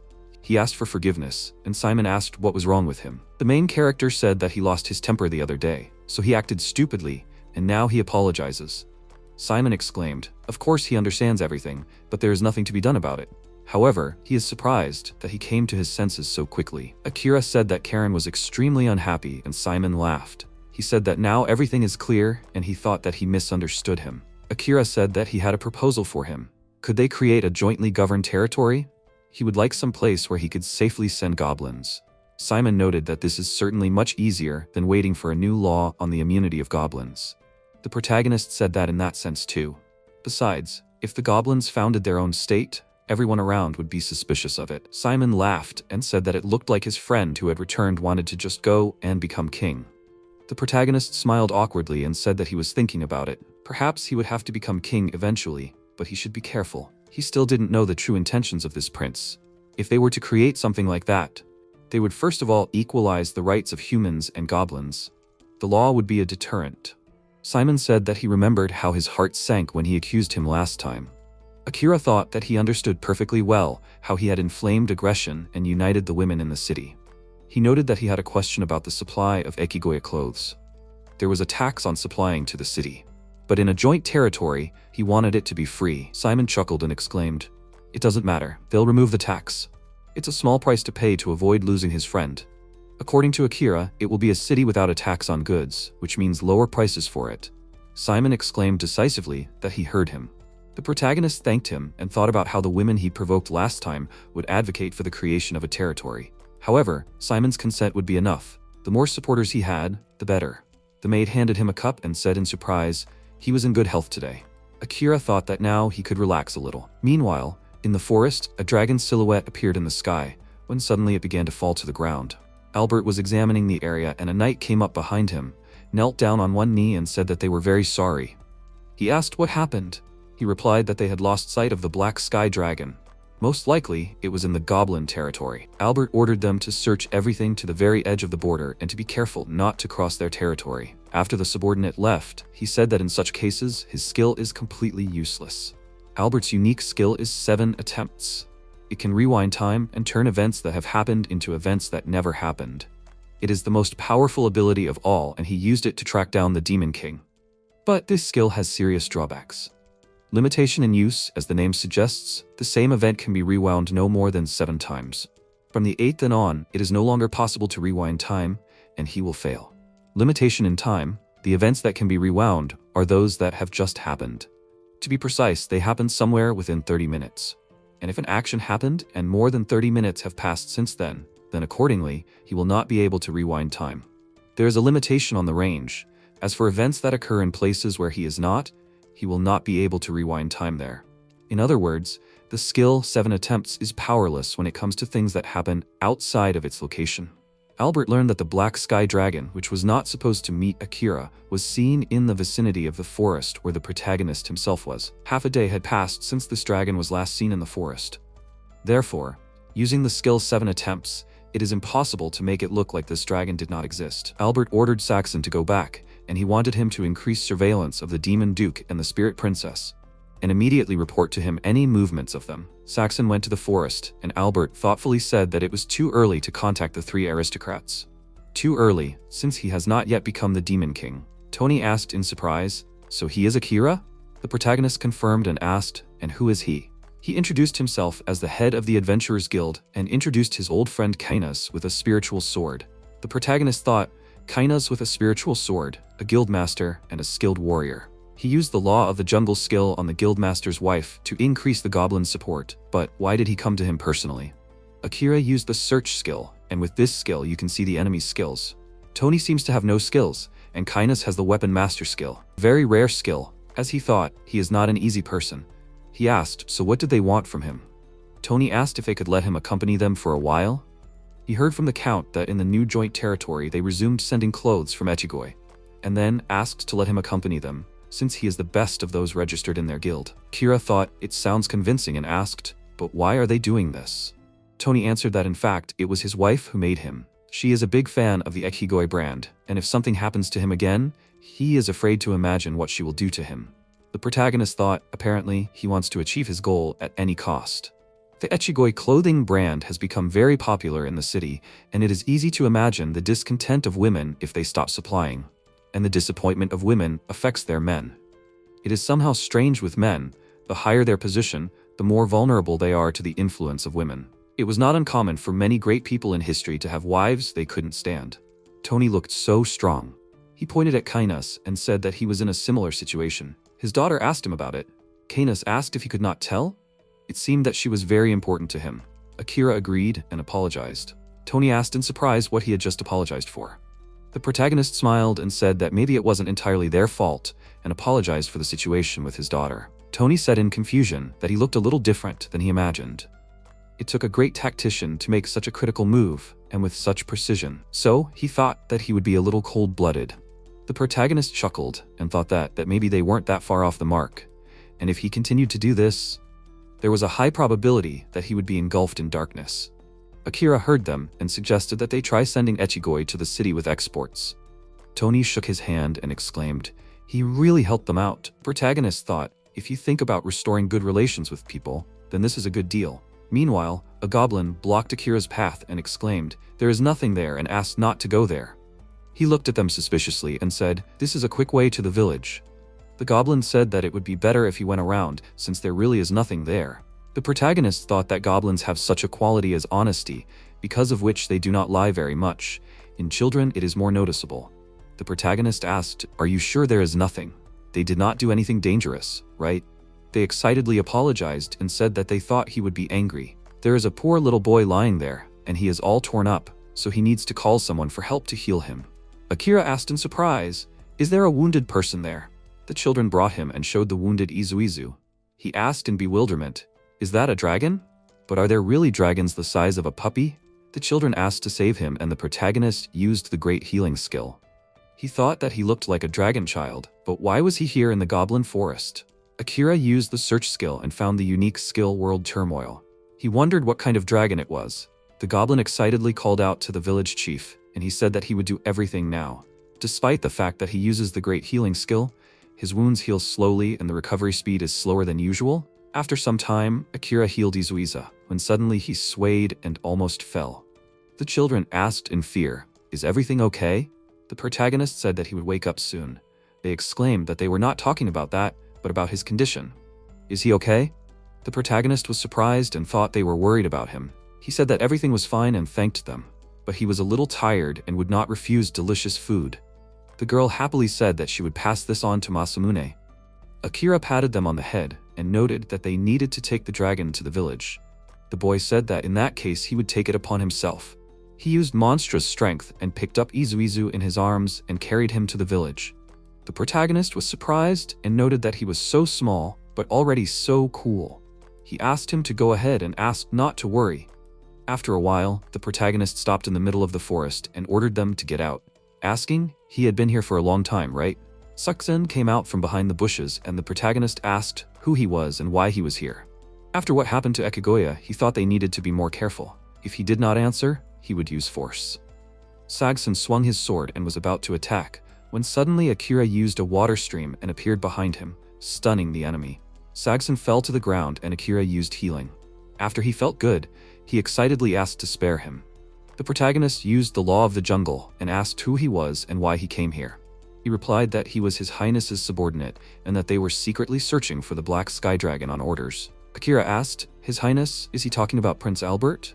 By dragon? Does he mean that black dragon?" He wondered what this prince was trying to achieve. What is that Black Sky Dragon? Why does the prince want to get the Black Sky Dragon? Saxon said that he did not know the answers to these questions. According to the protagonist, no matter who he is, once he loses to the owner of the law of the jungle, he will not be able to resist. And he will answer questions honestly, but he will not be able to answer what he does not know. The prince has secrets that he cannot tell his people. The protagonist ordered him to return home and forget about meeting him.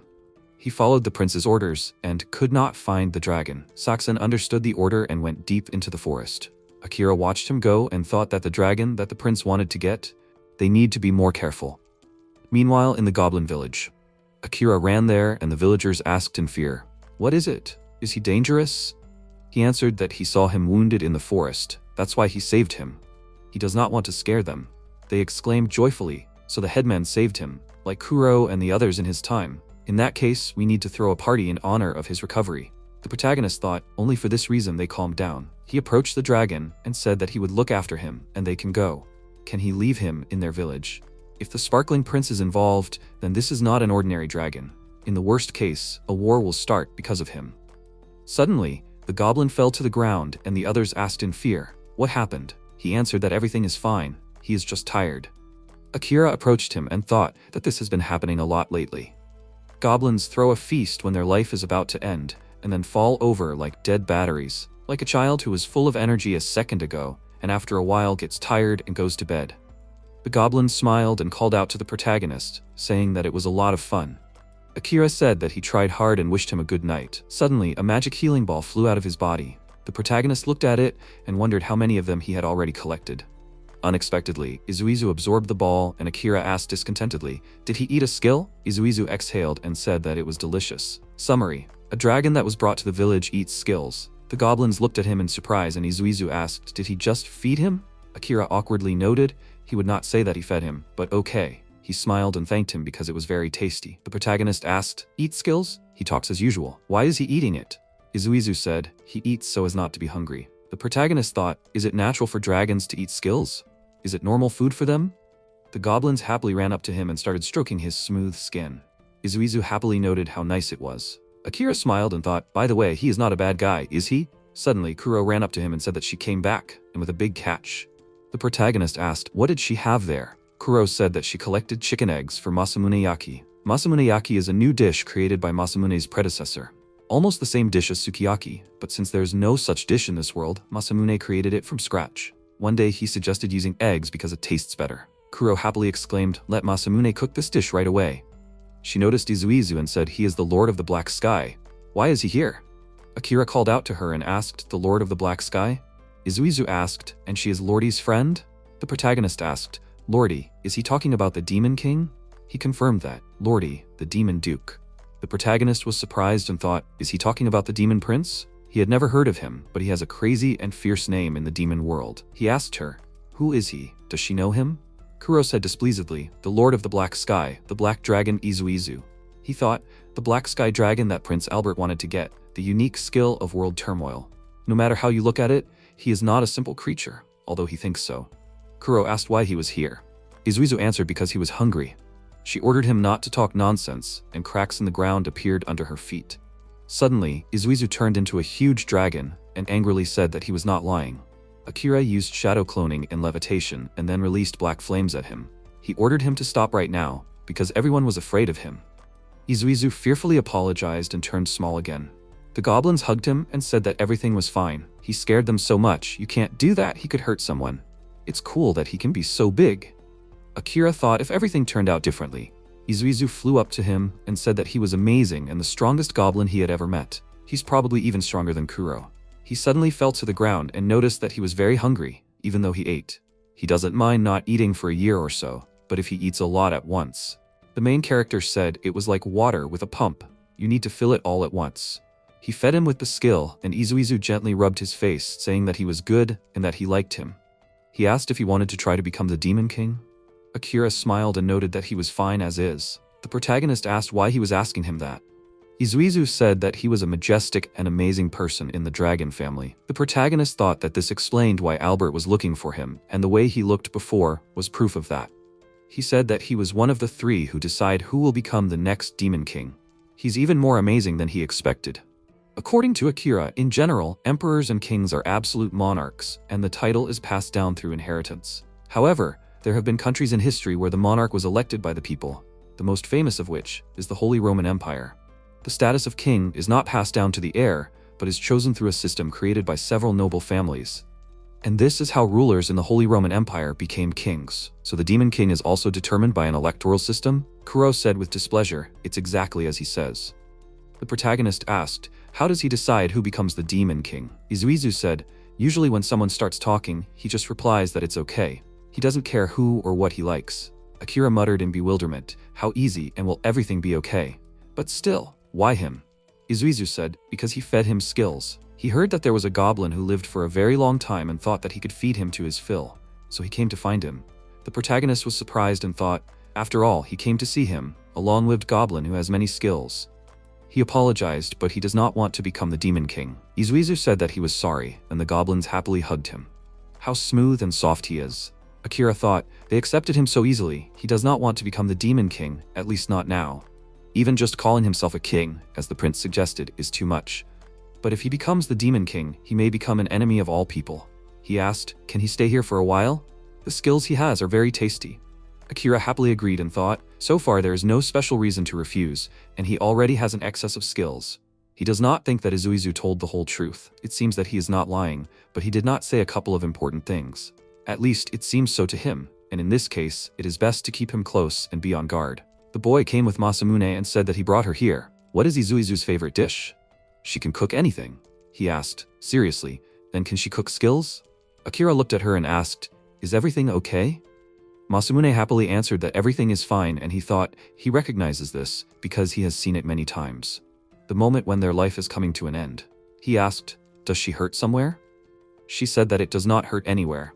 The protagonist thought that this Masamune was born only 3 days ago. She has not even gone through half of the goblin's life. Izuizu asked, "Isn't it because of giftedness? Does this happen from time to time? The birth of a goblin with great strength or great wisdom?" Akira said in surprise, "That is true. As far as he remembers, there has never been an ability with a lifespan of only 3 days. Suddenly, Masamune fell to the ground and the protagonist used great healing on her. He thought in confusion that it was because of her lifespan and not because of her wounds. Great healing is useless here. Masamune took his hand and said that she had come up with a recipe for a new dish and hoped that they would cook it together as a village. After some time, everyone was preparing a new dish together, and according to Akira, it was amazing because Masamune invented gyoza. She said that she wanted them to see the dish together with Karen. He asked, "Together with Karen?" Masamune answered, remembering how they laughed and smiled together. She wanted to cook a dish that would make everyone smile while cooking it together. He thought that she had excellent cooking skills up until now, but more than that, she was able to come up with a smile-inducing dish that was easy to cook. Akira watched everyone cooking and said that it was amazing and Masamune was a genius. He is sure that no one will forget her, not only Masamune's team, but also Anzo and Echigoya and Oyu. No one will forget her. She asked, and even he? The protagonist agreed, and Masamune thanked him with a smile on her face. After a while, they gathered at the table, and Akira said that this is Masamune's funeral. He extracted a skill from her and called Izuizu and asked if he really wants to eat this. He refused and asked to just let him look at the skill. Akira asked in surprise, "What does this mean?" Izuizu asked him to look at this, when suddenly the magic ball in his hand began to increase, and her figure appeared over Masamune's body. Akira was surprised and asked how this was even possible. Next to Masamune's body stood her copy. She opened her eyes and looked at her hands, asking, "Is this her?" The protagonist approached her and asked if she was really Masamune. She agreed, and he asked, "But what happened? According to her feelings, what changed?" She replied, "Perhaps in skills." Akira used the search and found her unique skill, Masamune's skill. He asked, "What does this skill do?" Masamune replied that she doesn't know, but she thinks nothing has changed. It can do the same as before. She walked up to the table and asked if she could borrow it for a while. She waved her hand and quickly started cooking, and the protagonist said in surprise, "It's incredible. Isn't it delicious?" Masamune said she doesn't think anything has changed. Akira thought, as she says, the cooking skill is the same as the previous Masamune. The boy asked, "Is it really her?" She smiled and replied, "Of course it's her. Has she really been resurrected? So this is a feast in honor of her resurrection." All the villagers joyfully surrounded her, and the protagonist said that they should have fun with all their hearts. However, how do you understand that she has been resurrected? Izuizu noted that it's because she is a goblin. Akira asked again, and he noted that he wanted to tell him a little trick. He can determine how many days are left before death for any creature with a skill. The protagonist thought in surprise, to eat a skill. Because this goblin has not died yet, she will live even longer compared to the others. Akira asked in confusion, "Is he serious now?" Izuizu said that he will check this in a week. The protagonist looked at him suspiciously and thought he speaks as if he knew where this is going. How did he do it? Izuizu said that he already said that because they are goblins. Of all living creatures, goblins are the ones who can adapt and react to their environment well. There are many possibilities. Akira thought, it seems that Simon said this earlier, that goblins change depending on the environment. Izuizu asked, what did he think about the environment? The protagonist awkwardly asked, isn't it the climate of the place where they live? He noted that the environment, from the point of view of creatures, is those things that do not change. For goblins, it is unchanging, because it continues to live for a long time and does not change. Goblins begin to gain new powers, namely, life extension. Akira thought about the evolutionary adaptation of goblins to the environment. Is it any wonder that they evolved with an increase in lifespan? Izuizu noted that he is quite good, since he prolongs their life, and it is surprising. The children called him and Akira went to have fun with them. Izuizu said that it was because they were simple goblins that they had many opportunities. Everything was unpredictable now. What if he became a special kind of goblin? After some time, Eileen came to the main character and asked if he called her. Akira agreed and apologized for being so sudden. He wanted to ask her something. Was she okay with it? Eileen picked him up and sat him on her lap, when suddenly the protagonist asked discontentedly, what was she doing? Eileen asked, did he prefer to be below? But goblins are so small, won't it be hard if she sits on top? Akira began waving his arms and fearfully asked to do without top-bottom. Eileen whispered in his ear, then they will go straight to bed? when suddenly Masamune came to him and noticed how Eileen pressed the protagonist. She awkwardly slammed the door and asked if she didn't know. Is that how they make a baby? She apologized and said she'd come by later. Eileen smirked smugly and said, as expected of goblins, they don't know anything about reproduction. Akira asked her to stop making fun of him, but she said she wasn't making fun of him. He said he had a question for her. Eileen remarked that she would be happy to answer anything. The protagonist asked what she could tell him about Izuizu. She asked about that dragon. Why was he asking her specifically? Akira replied that there were 2 reasons for that. Firstly, Kuro wouldn't be objective. Eileen smiled and said, of course, it seemed like she was about to attack him. And secondly, because she once mentioned the Demon Lord's abilities. She seemed to be the most knowledgeable of the sisters. Eileen said that she didn't know all the details. Akira remarked that any information would do. She said that to begin with, the dragon is called the Lord of the Black Sky, and he is one of the 3 aristocrats. The Lord of the Black Sky, the Demon of Heaven, and the Miracle of the Spirits. That's what they are called. The protagonist asked, so why are they called the 3 aristocrats? Eileen answered that the Demon of Heaven, also known as the Demon Prince, comes from a man, once the prince of the human country. He asked, what kind of prince of the human country is this? Izuizu said that he is one of those who choose the Lord of the Demons. So they were talking about them? She agreed. The next lord needs their approval and does not know why. Honestly, she knows little about them, and for them they are like gods. The protagonist thought, nothing can be done. Many know what the system is, most often do not know how it was created. In the same modern Japan, some can explain how democracy works, but only a small part will answer the questions of when, where, and by whom it was created. Then why was Kuro preparing to attack the dragon? Eileen said that there were rumors that this dragon helped people defeat the Demon Lord. After a while, Eileen left and Hanzo ran up to him. He asked what happened. He answered that more and more people were gathering around the village. What to do about it? It seems they are looking for something. Akira thought, surely the prince's people are still looking for Izuizu?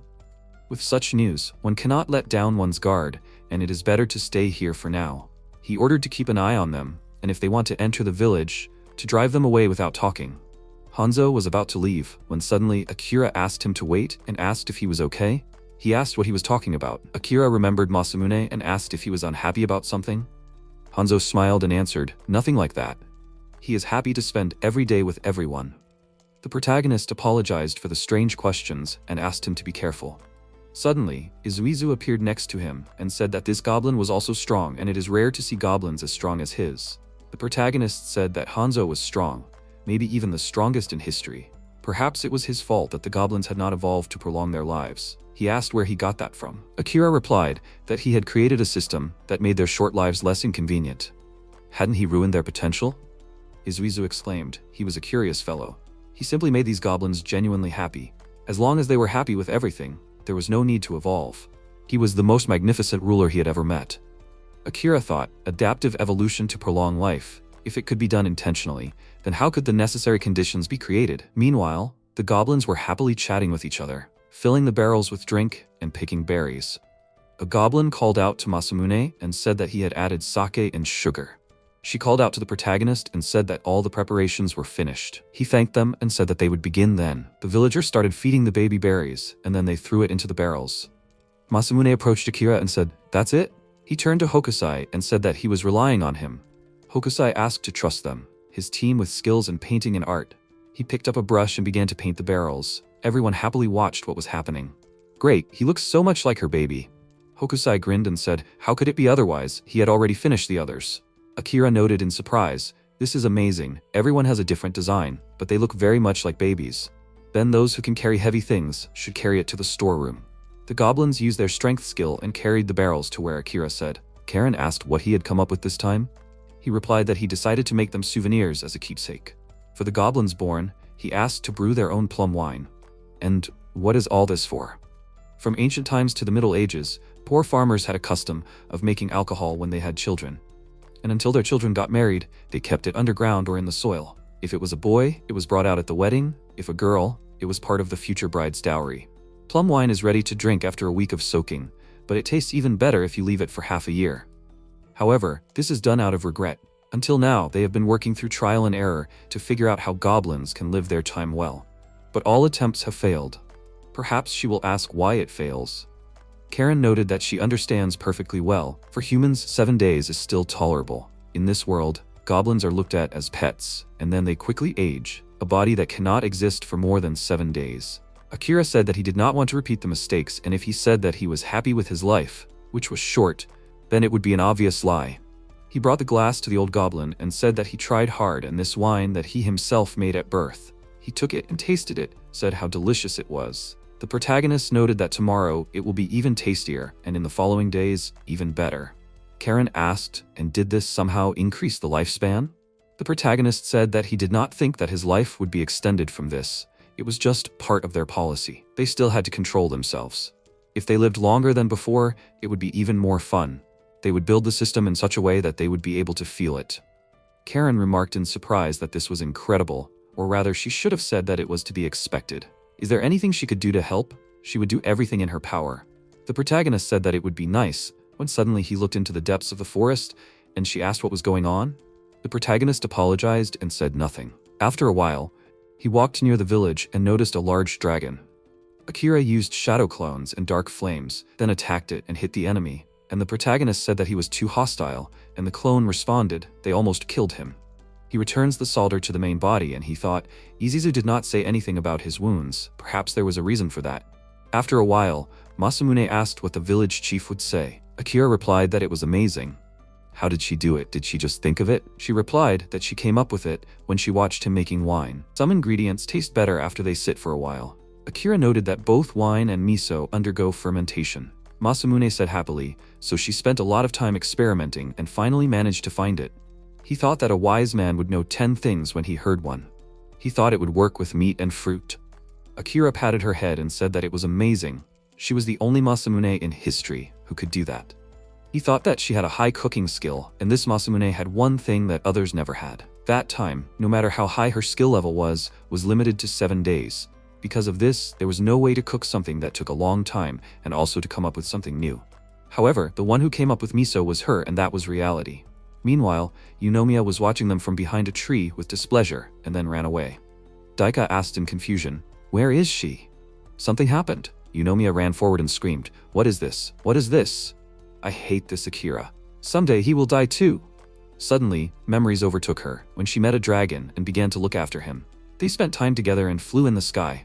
At one point, she brought a basket of fruit and, noticing his condition, dropped it on the ground. The dragon was unconscious, and Eunomiya picked some flowers and cried. After that, she met a girl and they happily began to spend time until she died. Eunomiya sat near a tree in a field and cried. She was gone from everyone at once.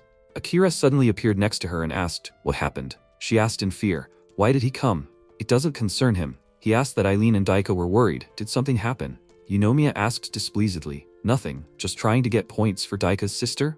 The protagonist smiled and thought, and she, as always, does not change. Eunomiya exclaimed, "Besides, how long will he live as a goblin? An 80-year-old creature is a unique skill that was given to him. Perhaps it is because of a strong feeling when reincarnated, because he wanted to live at least 80 years. Masamune became Masamune, but recently he realized the means on the way is an 80-year-old creature, even changed. If so, then is there no possibility that the skill can change? His goal has not changed, and he no longer wants to be seen off in tears. He said that he can live longer than her or anyone else. Eunomiya stood in a stupor and remembered how she lost her friends, and then imagined how Akira would see her off when she grew old. Akira asked, "What is it?" She blushed deeply. Eunomiya ran away from him again, and Eileen and Daika watched her. Meanwhile, in the Simon residence, the girl happily hugged him and said how cute he was. So unfair, she wants one too. The subordinate ordered them to calm down, since they were disturbing Mr. Akira. The girl called out to Simon and exclaimed, "He is always so active." He replied that his hands should not act, they should not be so cute. The protagonist called out to him and asked, "What is this?" Simon asked, does he not understand what he means? They were already here, a place for adults. Akira awkwardly said that he did not mean that. Why are they in this place today? Simon displeasedly said that he made these cute girls fall head over heels in love with him, and he hasn't been here since. They asked him to bring him here in tears. Akira smiled and apologized. He was just busy lately. Simon said, after which his girlfriend asked him to meet her through Karen, and he didn't want to miss such an opportunity. The girl said then she hoped that today he would get a lot. How about lying on her thighs? Akira thought, as expected from this place. The last time he had a serious conversation with Simon, all the girls listened silently. And even now, they never dwell on the fact that someone did not come and always try to please the client who did. Not to burden the client, but simply to please him. This is a man's paradise. They know a lot about what they do and it is difficult for him to resist. A couple was sitting not far from them, and the girl asked him to stop. The man asked, "Is this normal? How can she behave like this when he came back to her again?" The girl hesitantly said that she was grateful for it. He asked how she feels now. She wants to be his woman, right? Akira looked at them and thought, even if so, doesn't a client remain a client? He approached them and advised them to stop. The man angrily asked, "What? He's just a goblin. Since when did they start keeping pets here?" The protagonist thought that in the end, he didn't think they could have a normal conversation. Strong alcohol? He agreed, because it was expensive. Akira said, and it turns out he was strong. Wouldn't he like to compete with him a little, who could drink more? The man happily asked, "Compete in Goblin?" Very entertaining, and asked the main one to repeat the same thing to this monkey. After the main one poured alcohol, they were ready to begin. The man smugly asked him not to regret it later. After drinking for a long time, the man put the glass down on the table with a clang and barely said, 29th, after which he fell on the table. Akira looked at him in surprise and finished his drink using the drunkard skill, which increases his resistance to alcohol tenfold.